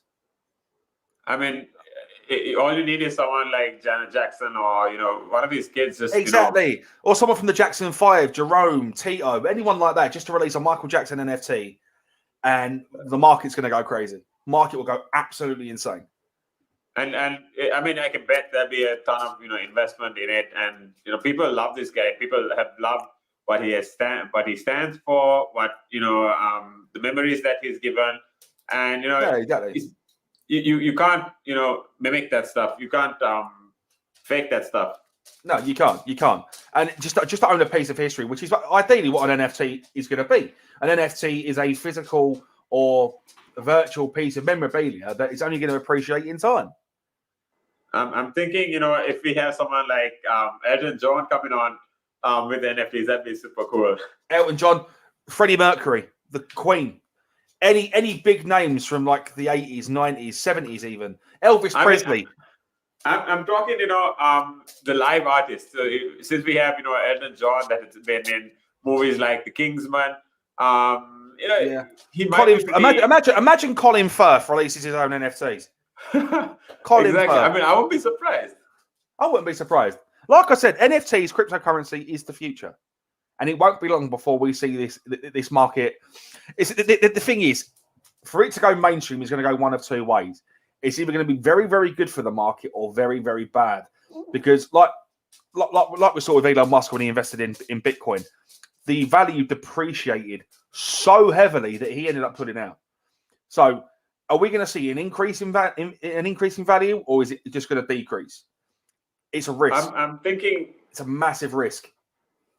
I mean, it's similar to trading stocks, but when the conversation starts around things like investing in general, it doesn't have to be NFTs, it doesn't have to be cryptocurrencies. No, you can invest in anything. You can invest in anything. Yeah, you're basically, I'd say, you lose out on an investment only if the value goes under what you initially invested. Also, if you sell at the point where it's lower. So, I mean, what a lot of people do is, it goes both ways. So, let's say you buy a stock of Apple for about $200, and if it exceeds $200, it goes to about $300 or $400 even for that matter. If you sell, then that's when you actually earn. But I mean, you can, it doesn't happen overnight. It doesn't happen, over a couple of days. No, 100%. It will take at least decades for that to happen. But there are times where the stock can go below 200. Stock can go below the value that you initially invested in. But you only lose if you sell when it's lower than the value that you invested. Because what goes down, like we just discussed a while ago, it must come up, right? Yeah, I mean, you get some of these trading apps like Trading 212, Torex. All of these are very, very good for first-time investors. If you haven't invested, not even necessarily in cryptocurrency, like if we're talking about just investing in general, if you are interested in investing and you haven't actually done the research into it, these eToros or Trading 212s, they're perfect because they give the option. They give you a free trading amount of like 10,000. So you can play with the stocks and see how the stocks work and gradually gain your own understanding. Cryptocurrency is very much the same. It's only the stock of cryptocurrency will only increase or decrease. It's it's not going to be any in between. Cryptocurrency is here to stay. It's not going to be going anywhere in our lifetime. If anything, I don't see I see a world where we're not going to have any physical cash. It's all going to be done by Bitcoin or Ethereum or any kind of cryptocurrency. So cryptocurrency in itself is definitely worth the investment. And if you haven't done so already, seriously contemplate it because you will not regret it. I mean, I am 100% with you, Josh, here, because me, for instance, when I'm talking about, making payments to, if it is my cousin or if it is a friend abroad, I don't want to pay taxes. I'm obviously not going to try, go choose the path where I pay more taxes. So I'd rather, buy a couple of Bitcoin or whatever cryptocurrency and just transfer it to whoever at that price, right? Exactly. I mean, the only thing with that is you have to have a crypto wallet. And that's where some people get confused because to trade crypto or to invest in crypto, you need to have a crypto wallet. And some of these crypto wallets, they don't actually work unless you invest a certain amount. Like crypto.com, for example, the app on the iPhone, or iOS, Apple on the App Store. Like, you have to invest like £100 minimum before you finally get any kind of investment made. There needs to be a world where you can buy a Bitcoin over the counter. Like, for example, Western Union. If you go to any Western Union, I want to buy one Bitcoin. That's where it needs to be, I think, before it finally takes off. I mean, I wouldn't be surprised if it comes to that eventually. But currently, considering the integration with the internet, or the access that so many other people can have to your computer, for that matter, I mean, it's just a matter of getting hacked, right? So I think it is necessary that you have a wallet. I mean, out of safety's sake, at least. And what, I know a couple of the data engineers, or, computer scientists that actually are so paranoid about putting their money on crypto, for instance. They don't really reveal any of their organic information on, if it is a website, if it is on Discord, if it is on their usernames, for instance. They don't really say, or they don't really use their real names. They go as some random name. They don't really, they're not as transparent. So, because they know the opportunity for harm, or getting hacked, or being robbed, basically, of your cryptocurrency, or anything for that matter. But then what I'm going to respond to that as well is, if you have your money in a bank, how can you fully trust the bank that your money is going to still be there? Let's say, for example, Northern Rock. Northern Rock were one of the biggest British banks in the UK, and I think 2004 they went bankrupt, and every single person that had money in those accounts, they lost all of their money. With the pandemic hitting as well, banks have taken a massive, massive hit. There have been redundancies made throughout every single Santander, Barclays, Halifax. They've all made redundancy payments because they can't afford. Their net worth has dropped massively. So if you're sitting here saying you're paranoid about cryptocurrency, why aren't you paranoid about your banks suddenly folding, or suddenly just closing down? That's the way to see it. That definitely is. I mean, it's just a matter of where, I was having a chat yesterday with one of our co-hosts again on Relaks. We were talking about how banks have, definitely, banks are basically, taking your money, turning it into digits, and then loaning it out to other people, right? It's as simple as that. Your value, your savings are depreciating. It doesn't really, it's not really the same all the time. What we're saying is, it is important for, safety as well. People have been trusting banks over, decades from now, right? And this is relatively new. It is definitely going to come to the point where people are investing in crypto as much. If by any chance, they find a way for crypto to be mined in a more, I'd say, green method, or a method where it's less harmful for the environment, that is when brands like Apple, Samsung, you're going to get brands like Amazon, you're going to get Tesla coming back on. That's when you're going to get these brands coming back on and investing or taking payments in this platform. And that's when, the numbers is going to spike up all the way to the moon. Yeah, exactly. I agree with you 100% on that. Like, I've said it time and time again, crypto is the future of this planet. Now, just like digital is as important as, it is as important for you to have an internet connection. It is going to be as important for you to have your Bitcoin wallet, or your Dogecoin wallet, or Ethereum. But one other thing is that people are getting very hyped up around what the other coins are, what the altcoins are. But it's important for people to know that majority of these coins, eventually there'll be just about 4 coins. So you need to always be aware of, how legit these are. For me, it's just the 2 main ones. Like I've said, unless you have prior knowledge into how the crypto market works, the 2 coins you need to be watching are Ethereum and Bitcoin. Once you have an understanding of how this market works and fluctuates, and what's in season and what's not, just invest in those 2, because they are smart investments. They're not gonna be smaller tomorrow than Dogecoin or whatever else. It's Bitcoin and Ethereum are the 2 biggest. If you're going to invest in those. That's the only thing to say. Absolutely. For to imagine that, where we know that at this point in time, it's going to be the next internet. Talking about Ethereum for that matter, we know that it is going to be the next internet, and the ability to be able to play games on it, like I just said on Zed Racing. Yeah, exactly, the horse racing, for example, and then you got multiple games like there's this other game called Decentraland, or you have Earth 2.0. These are at a stage where you can design an avatar. If you play Minecraft, if you play Assassin's Creed, these are games that give you almost 100% freedom in terms of making your choices at whatever time. You have a story to it. You can build your houses. You can own land. You can own real estate, sell it. You have all these opportunities as well. But I think we'll break it down in terms of, we have a couple of lists. We have a list of items that or platforms that we think you can actually invest in when it comes to NFTs. What we'll do is we'll show you a couple of videos of who we at Relaks Radio are. You can call us up on 07852473473. You can also WhatsApp us. You can WhatsApp me. My name is Tim. You can comment on this video. Let us know what your take is on what you want to talk about. So what we'll do is we'll show you a couple of videos of who we are at Relaks Radio, and we'll be right back after the break. Good afternoon.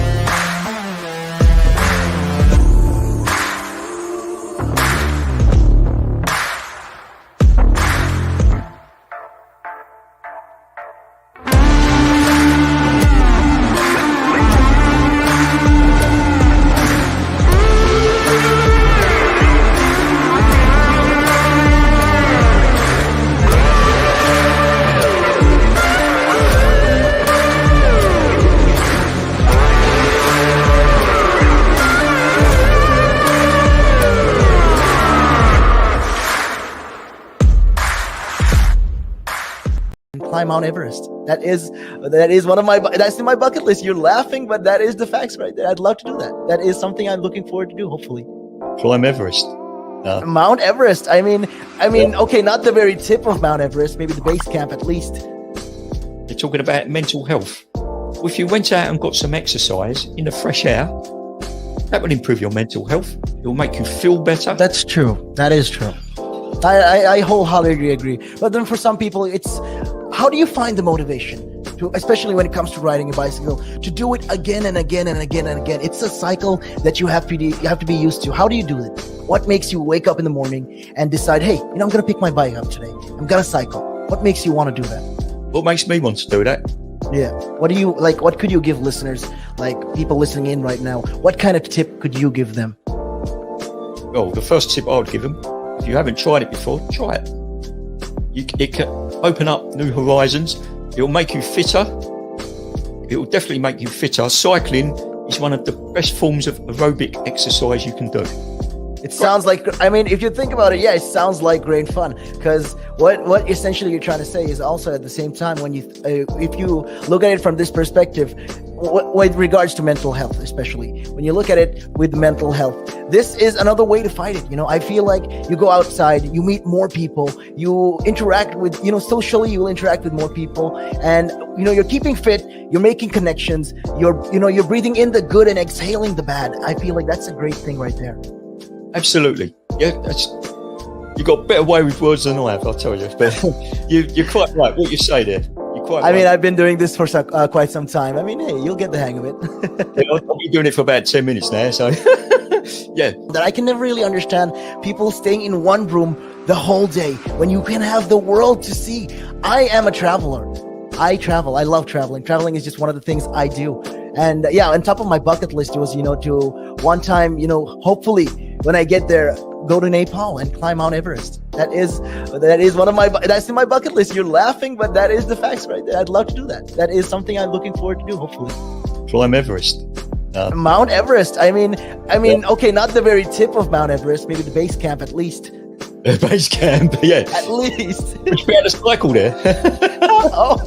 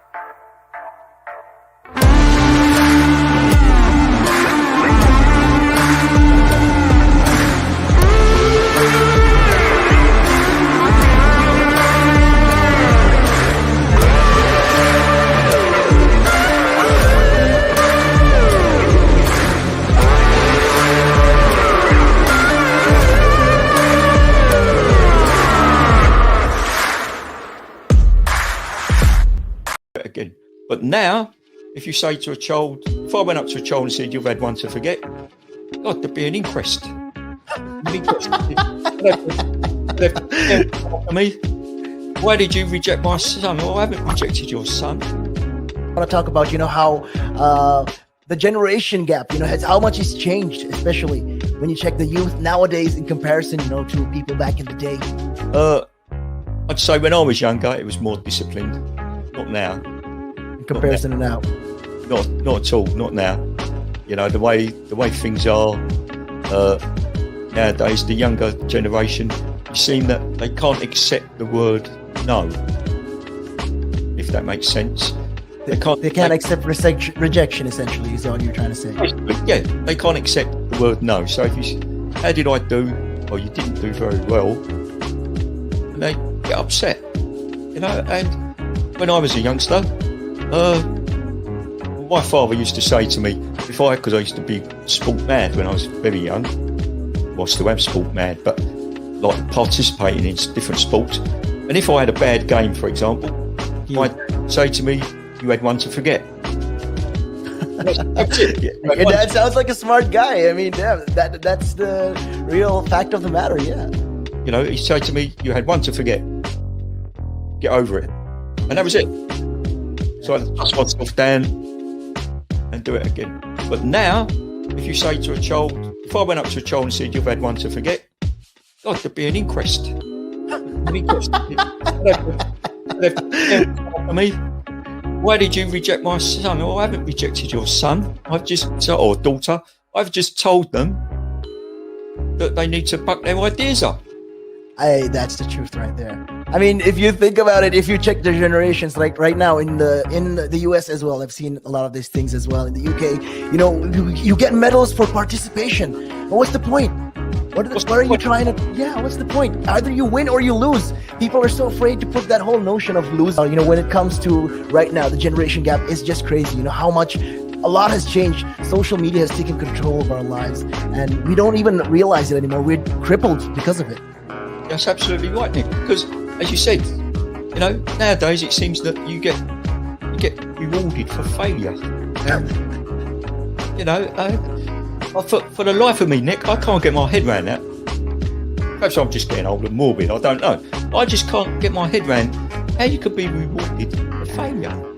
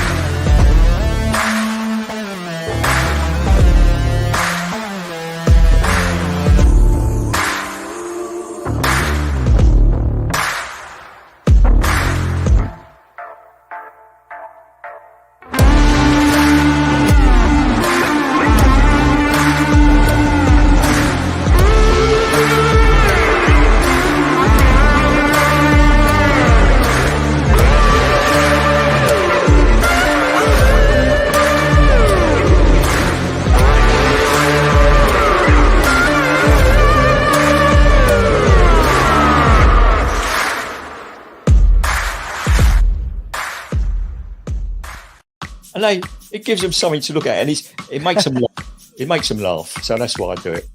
Oh, and it could be a really good pickup line as well. Ladies who ask, "Hey, excuse me, so why are you wearing something so colorful?" I mean, hey, you can always have something up on your sleeve. I mean, got me thinking.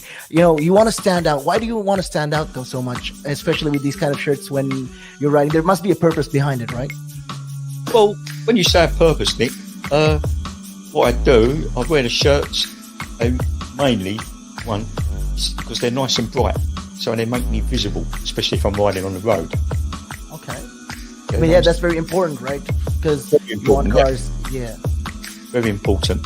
And also, like, people see me in like calves, and perhaps I shouldn't be saying this on here, I suppose, but in the bar afterwards. All right. And it gives them something to look at, and it makes them laugh. It makes them laugh, so that's why I do it. Oh, and it could be a really good pickup line as well. Girls, ladies who ask, "Hey, excuse me, so why are you wearing something so colorful?" I mean, hey, you can always have something up on your sleeve. I mean, you look like a guy who would do. You know me too well. You know me too well, Nick.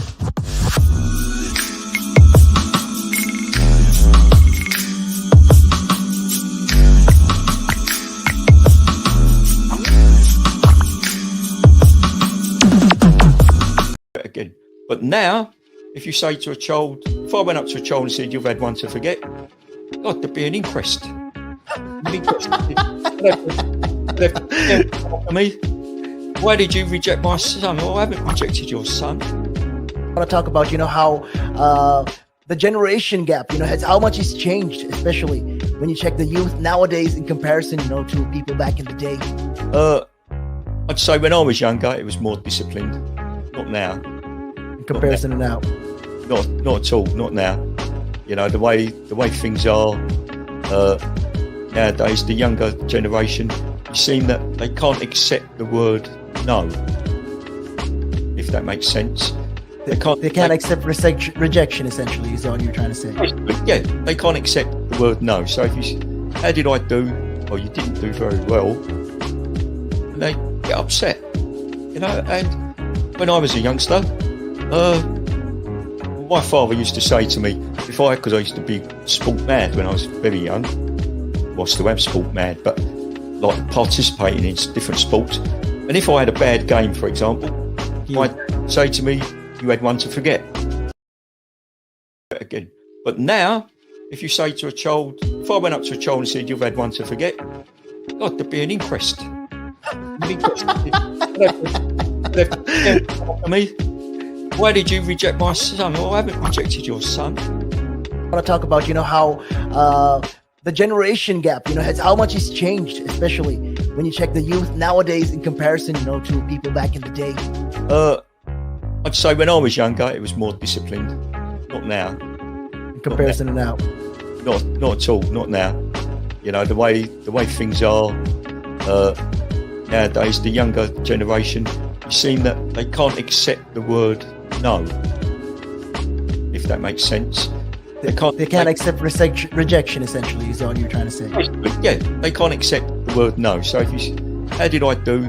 Well, you didn't do very well. And they get upset, And when I was a youngster, my father used to say to me, because I used to be sport mad when I was very young. Well, I still am sport mad, but like participating in different sports. And if I had a bad game, for example, I'd say to me, "You had one to forget." That's it. Your dad sounds like a smart guy. I mean, yeah, that's the real fact of the matter, yeah. He said to me, "You had one to forget. Get over it." And that was it. So I dust myself down and do it again. But now, if you say to a child, if I went up to a child and said, "You've had one to forget," God, there'd be an inquest. Me, why did you reject my son? Oh, I haven't rejected your son. Or daughter. I've just told them that they need to buck their ideas up. Hey, that's the truth right there. I mean, if you think about it, if you check the generations, like right now in the US as well, I've seen a lot of these things as well. In the UK, you get medals for participation. But what's the point? What are you trying to? Yeah, what's the point? Either you win or you lose. People are so afraid to put that whole notion of losing. When it comes to right now, the generation gap is just crazy. How much a lot has changed. Social media has taken control of our lives, and we don't even realize it anymore. We're crippled because of it. That's absolutely right, Nick. Because, as you said, nowadays it seems that you get rewarded for failure. For the life of me, Nick, I can't get my head around that. Perhaps I'm just getting old and morbid. I don't know. I just can't get my head around how you could be rewarded for failure.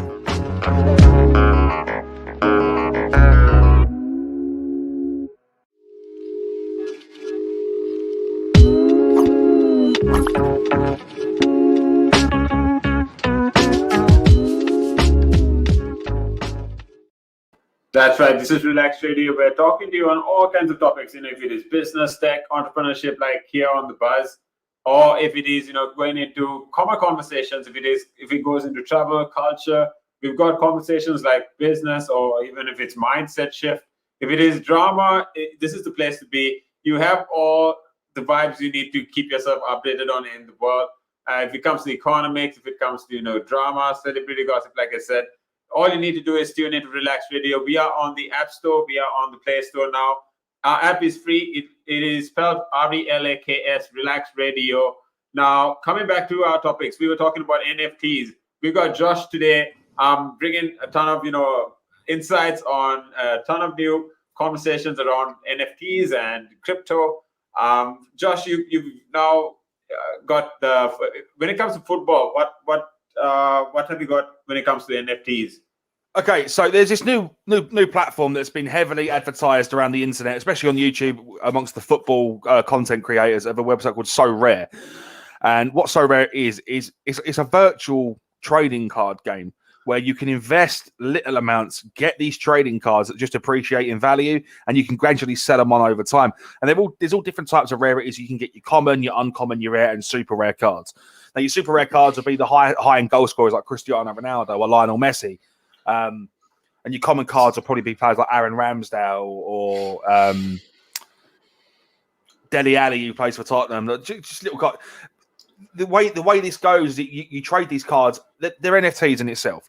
It's a database full of NFTs that you can invest in, and they gradually just appreciate over time. And more each day, So Rare are accepting more and more clubs. So again, a multi-million-pound industry, a multi-trillion-dollar industry, even with the likes of Tottenham Hotspur, Arsenal, Manchester City, Manchester United. The big six clubs in the UK are now on board with this platform.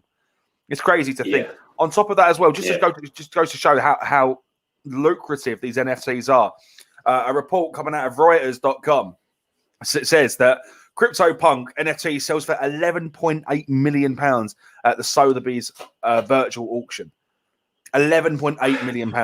And that piece of artwork was bought by Shalom Mackenzie, who, if you don't know, is one of the lead investors in the US betting app DraftKings. Celebrities are on board with this. Now to see that, I mean, within the last 2 hours we've been on this show, I'd say I've learned a ton, right? Now from NFTs, from the history of finance when it comes to sports, or people like John Cleese, the fact that he's on it as well. Who's getting involved with it? Exactly that. The exposure to what this is incredible.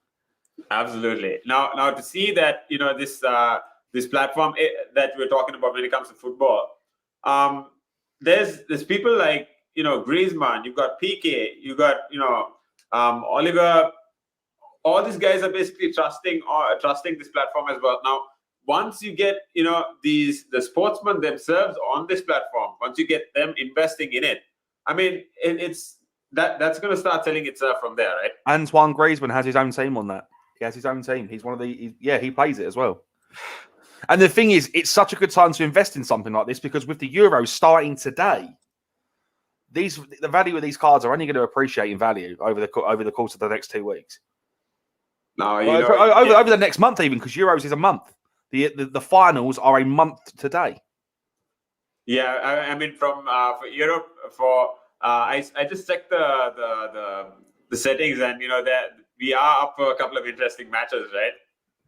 Mm-hmm. The spread, the selection, or the of clubs.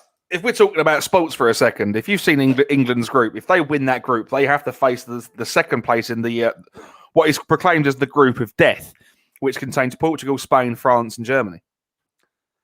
Now, if you're breaking down things like the groups, for instance, I'm just looking at the groups right now, and I saw that when it comes to Group E, when it comes to Group F, you've got Germany, France, Portugal, and Hungary all together. Yeah, that's it. That's the group. That's the group of death. That's what they're calling the group of death. The group of death. Yeah, because if the thing is, if we win our group, if you've seen who's in England's group, if we win that group, we play whoever gets second in that group. I mean, you got you got quite a good. I mean, you've got Spain and Poland and Sweden in Group E, but then Group F, definitely that's going to be a killer. Yeah, and the thing is, what you really want to be doing is you want to be investing in players from these big teams. So, for example, I mean, Portugal, I think won it the last Euros. I'm not too sure. I can't remember who won the Euros last time. But again, you got France, who ultimately won won the World Cup 3 years ago. Croatia, who became runners up. England, who were knocked out in the semi-finals by they were just outplayed. But these big teams that are involved in this, invest in those players because their market value is going to appreciate over time. Now, for these rates alone, now this is I'd say it's similar to the Pokemon cards conversation, right? Now, when you're coming Pokemon cards are massive now, aren't they? They're huge. And I mean, it's just it's like it's what it was. It's like what it was, but on steroids right now with the digital integration and everything. Oh, on steroids, mate. It's like it's gone on steroids and starts pumping iron 7 days a week. Mental. So when you're talking about sports, there is also the platform. I think you were talking about the $11.8 million NFT. Yes, the $11.8 million. Yeah, the $11.8 million NFT, which was CryptoPunk, which was sold at Sotheby's virtual auction. Yeah, so it's called CryptoPunk, and it was sold at Sotheby's in London. It's a 10,000 pixel art made by Lava Labs in 2017, and it's gradually just appreciated over time. The actual piece of art that was sold for 11.7 million, or sorry, 11.8 million, it's called CryptoPunk number 7523. And it's sought after because it's got an alien variety with blue skin, and it also wears a medical mask as well. Kind of as if it predicted COVID. It's sold for $11,754,000. I mean, this money, some people are not going to even touch, in the whole of their lifetime. Exactly. And the thing is, the whole auction in itself, considering this piece of art was sold for $11.75 million, right? And CryptoPunk is only an artist. The whole auction itself only made 17.1 million. Now, you take into consideration how many pieces of art must have been sold at that whole auction. That takes up literally 60% of what was taken. That is incredible. Like I said, it was bought by Shalom McKenzie, who is the largest shareholder of digital sports company DraftKings. DraftKings are the guys that you want to place your bets with if you're betting on things, especially in the US. If you're placing bets on things like the NFL, NHL, NBA, UFC, boxing, football, they're the biggest. They are the biggest betting company in the United States. And to see, their leading shareholder has just bought that for $11.7 million. $11.7 million. Craziness. Absolutely insane. Now, when you're talking about people like, when you're looking at the NBA, we were just talking about football, but when you're looking at the NBA, you've got, I'd say, a more mature platform. Not a more, I'd say the market is always bigger for football so far, right? But when you're looking at NBA, you've got, it's called NBA Top Shots. Yeah. And when you're looking at, the company that's basically behind the whole operation, they're called Dapper Labs, and these guys are basically launching NFTs similar to how they're launching on the football conversation, where you get the rare cards, you get the collectibles, you get the super rare cards, you get the packs as well. Some of them are gambles. I mean, you get randomized packs as well. You spend about $9 currently, and then you get about a pack of 9. It's no different. It's no different from playing FIFA. Because on Ultimate Team on FIFA, you are opening packs, and it's luck of the draw. Absolutely. So they just ask you who your favorite team is, right? And then you get so one particular thing about this is, now this is one thing I myself have learned, talking about. I was just about to get on a call later this evening with a couple of friends, that are looking at investing in NFTs on Top Shot. Because I myself, I'm an NBA fan as well, right? So the thing about this is, if you have your player, let's say in the common cards by themselves, if you have your player now, Steph Curry, for instance, his jersey number is 30. LeBron James is either 6 or it's 23. So in the common cards, you get common cards up to about 30,000 common cards. And let's say if you get an NFT of LeBron James, the cards up to about 5 might range from around $100 to $500. But when you have 6, that particular number on his jersey as well, they have a higher value. So that multiplies by about 100 to 1,000 times. And LeBron James's net worth, or the value of that card, is likely to go up with the release of Space Jam 2, which does star LeBron James, replacing that role that Michael Jordan was made famous for in the movie scene, in the movie industry. With that, with LeBron James breaking into other kinds of industries, his value is only going to go up. So that card's going to be worth a fortune. So if you're not involved in NBA Top Shot, get involved. Get 6 of his cards, get that value, and just sit on them, because that will only go up. Absolutely. I mean, now talking about these collections alone, I saw a couple of cards that are actually going for about $40,000, and these are just you get them in the rare or the super rare collections. Now these, like I said, are only going to appreciate. Now, I mean, some of these people can't even. I mean, I'd say majority of people won't be able to afford this right now. But imagine from $40,000, the fact that it's going to appreciate. I'm looking at it right now. You saying that? I'm looking at the marketplace on Top Shot right now, and the most valued piece of memorabilia on here so far is the Ja Morant dunk from December the 11th, 2019. And the second most, they're the same value, actually. That's going for $250,000. And then you also have the LeBron James dunk on the November the 15th, 2019, which is also going for $250,000. They're listed on the marketplace right now. That's crazy. I mean, so these are what are on the marketplace as well. There's cards that people are not selling, and these are definitely going to appreciate. Now these cards, mind you, are only cards since 2019. Now, if we go back in the day, and we get someone like Michael Jordan, the guys that basically amped up the whole sport in general, these cards will sell for a minimum of $1 million. Yeah. And to talk about Ja Morant, the guy is just 19 years old, and future basketball. He's the next Michael Jordan, man. I mean, talking about how far he's going to go, and even the sportsmen that are also invested in these the Top Shot, for that matter. You got some of the biggest names, like Paul George. You got Austin Rivers. You got people like CJ McCollum. These guys are as invested in this as much as the players, as much as the traders are. Now, I watched a documentary on NBA Top Shot, and the founder of Dapper Labs, he talks about how they didn't see, they thought it was going to be a big grind till they came to this point. Now, this is not their final form as well, but for them to come to this point, it was, I'd say, easier than expected, because once they, like I said, even for the football conversation, once they got the players on board, that sells itself from there, because the players influence so much more than anyone else can. If you've got a name, you're going to sell. That's how it works. I'm just looking at the top sales so far of that site. March the 20th of this year, a legendary LeBron James, number 12 out of 59. So there's only 59 of these available. Sold for $210,000. Imagine the value that's only going to appreciate over time. That's craziness. So you got the rare tier.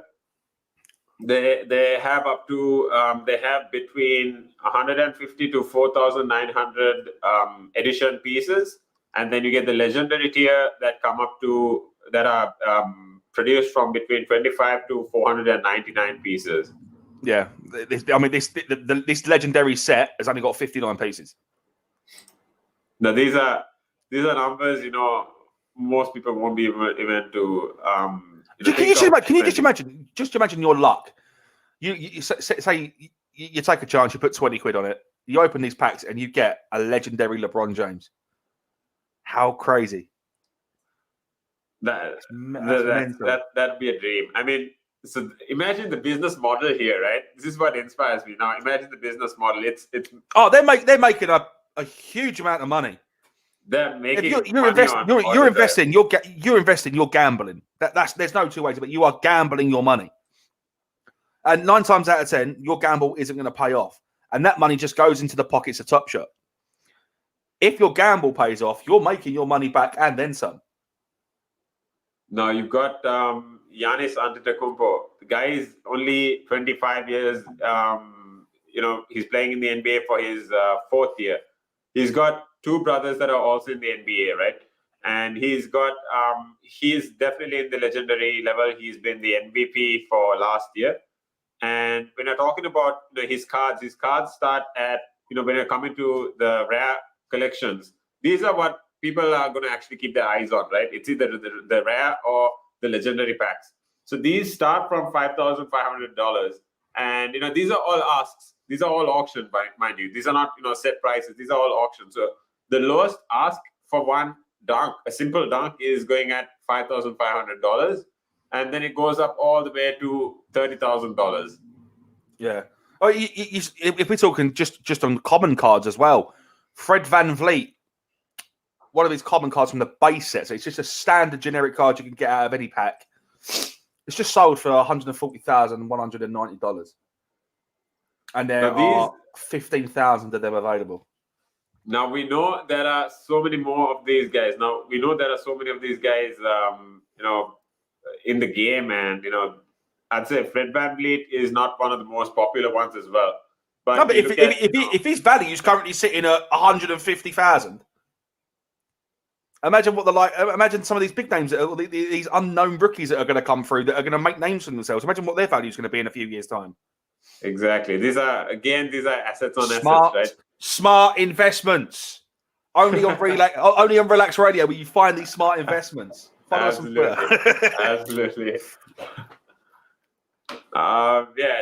So I mean, I think the sky is the limit when it comes to NFTs at the end of the day. Yeah, 100%. I think we've got about another 15 minutes more. Yeah, 20 minutes on the show left for us. And what I think we can do is, just break this down. We can break.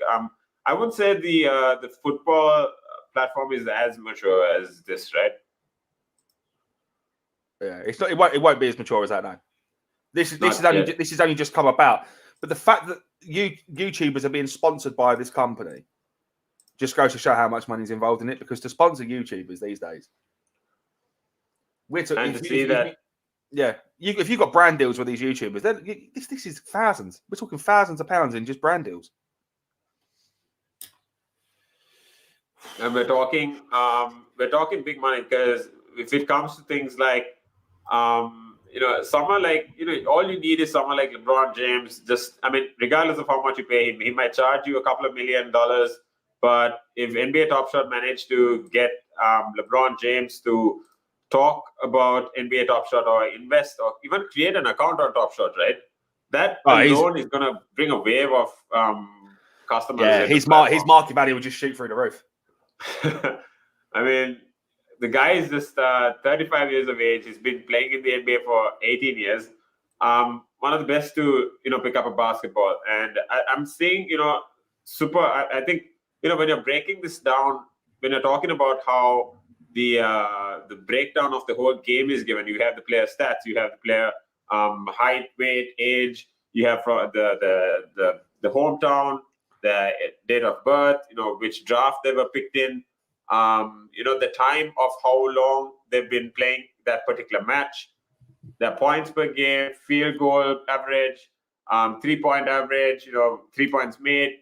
You have all the stats on this, and I'd say the design is pretty decent as well. You have a pretty classy design. It has its own futuristic, not retro, but I'd say modern vibe to it. Yeah, I'm just looking at some of the all the other big names that are kind of invested in NFTs. And we spoke about Pokemon cards and like the value of like PSA 10 Pokemon cards. Just look at an OpenSea now. You can actually buy animated Pokemon cards, and they are going for loads of money. There is a Charizard NFT. It's had no offers on it so far, But it looks as if it's going to sell within the millions. Just looking at it right now. Yeah, I'm looking at it as well. Yeah. On that match that Logan Paul had with Floyd Mayweather, he had his he had this gold framed PSA 10 base pack Charizard, which is like the rarest card, by the way. If you're into, you have only 3 of them in the world, right? There's 3 of them in existence in the world that are in mint condition. It's a PSA 10. The guy spent $50,000 getting it framed and hooked onto a 24 karat gold chain.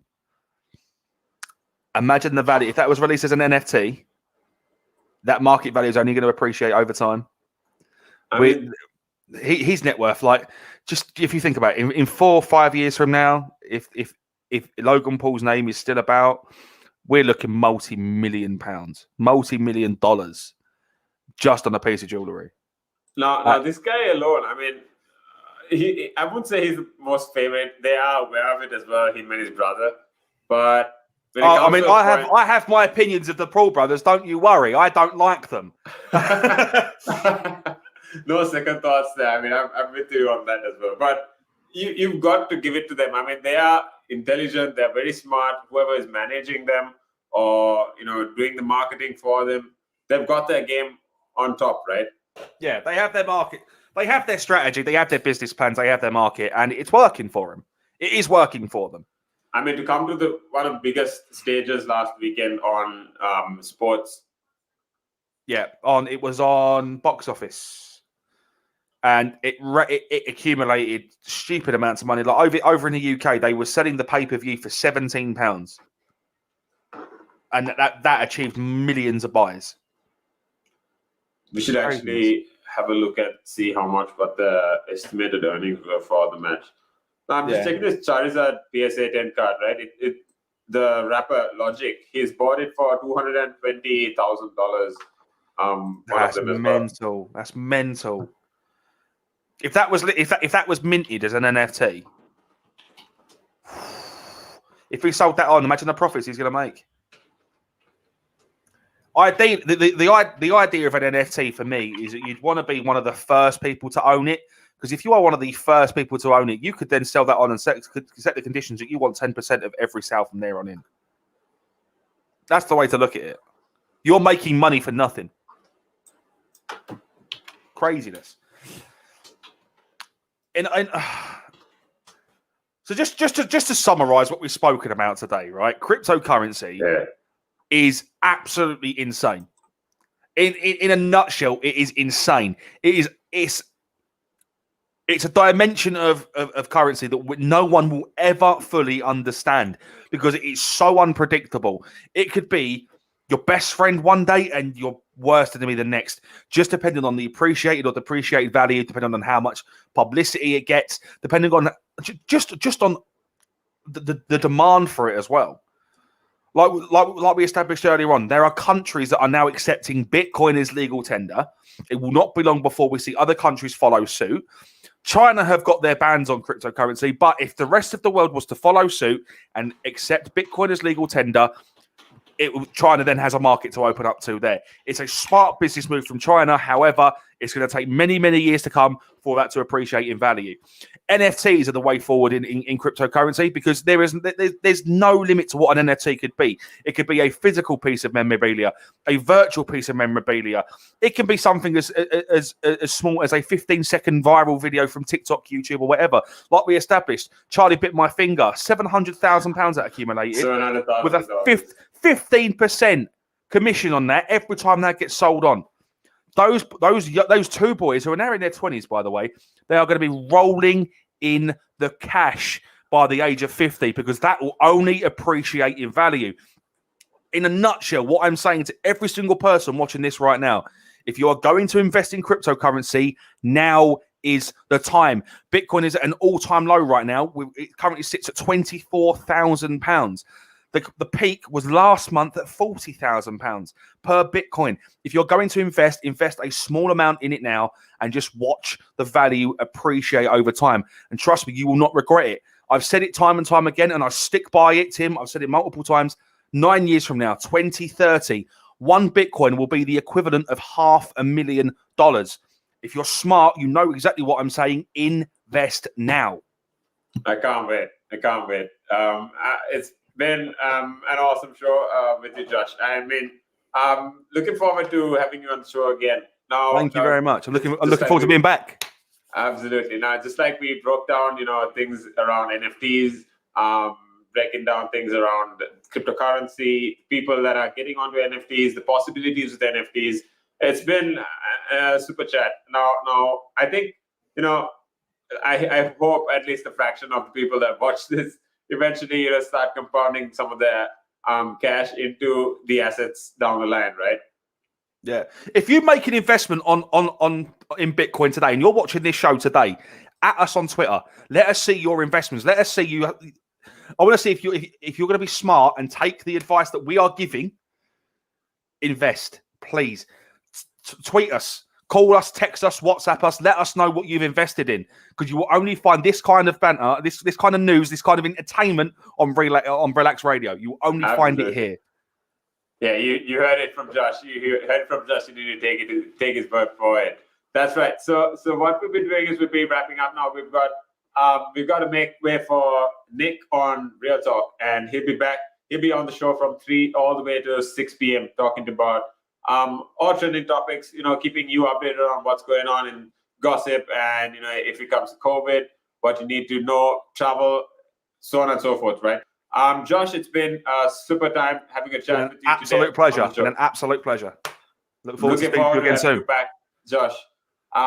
Thanks, you. Josh. We'll basically wrap the show now, but like I said, feel free to comment on this video, share it with your friends that'll feel appreciated that'll appreciate learning about cryptocurrency. That will definitely thank you down the line. And feel free to comment, let us know what your thoughts are. We can cover those topics later on in the next conversation. We'll be live again on The Buzz from 12 to 3 p.m. on Monday, all the way till Friday. So stay tuned. Keep it tuned here on Relaks Radio. Don't forget to download our app. We are on the App Store and Play Store. You can always call us up, WhatsApp us. Anything you want us to talk about on 07852473473. That is The Buzz for Friday. This is Tim with Josh. And on Relaks Radio, your daily dose of conversation. Absolutely. And we're out for now. We'll see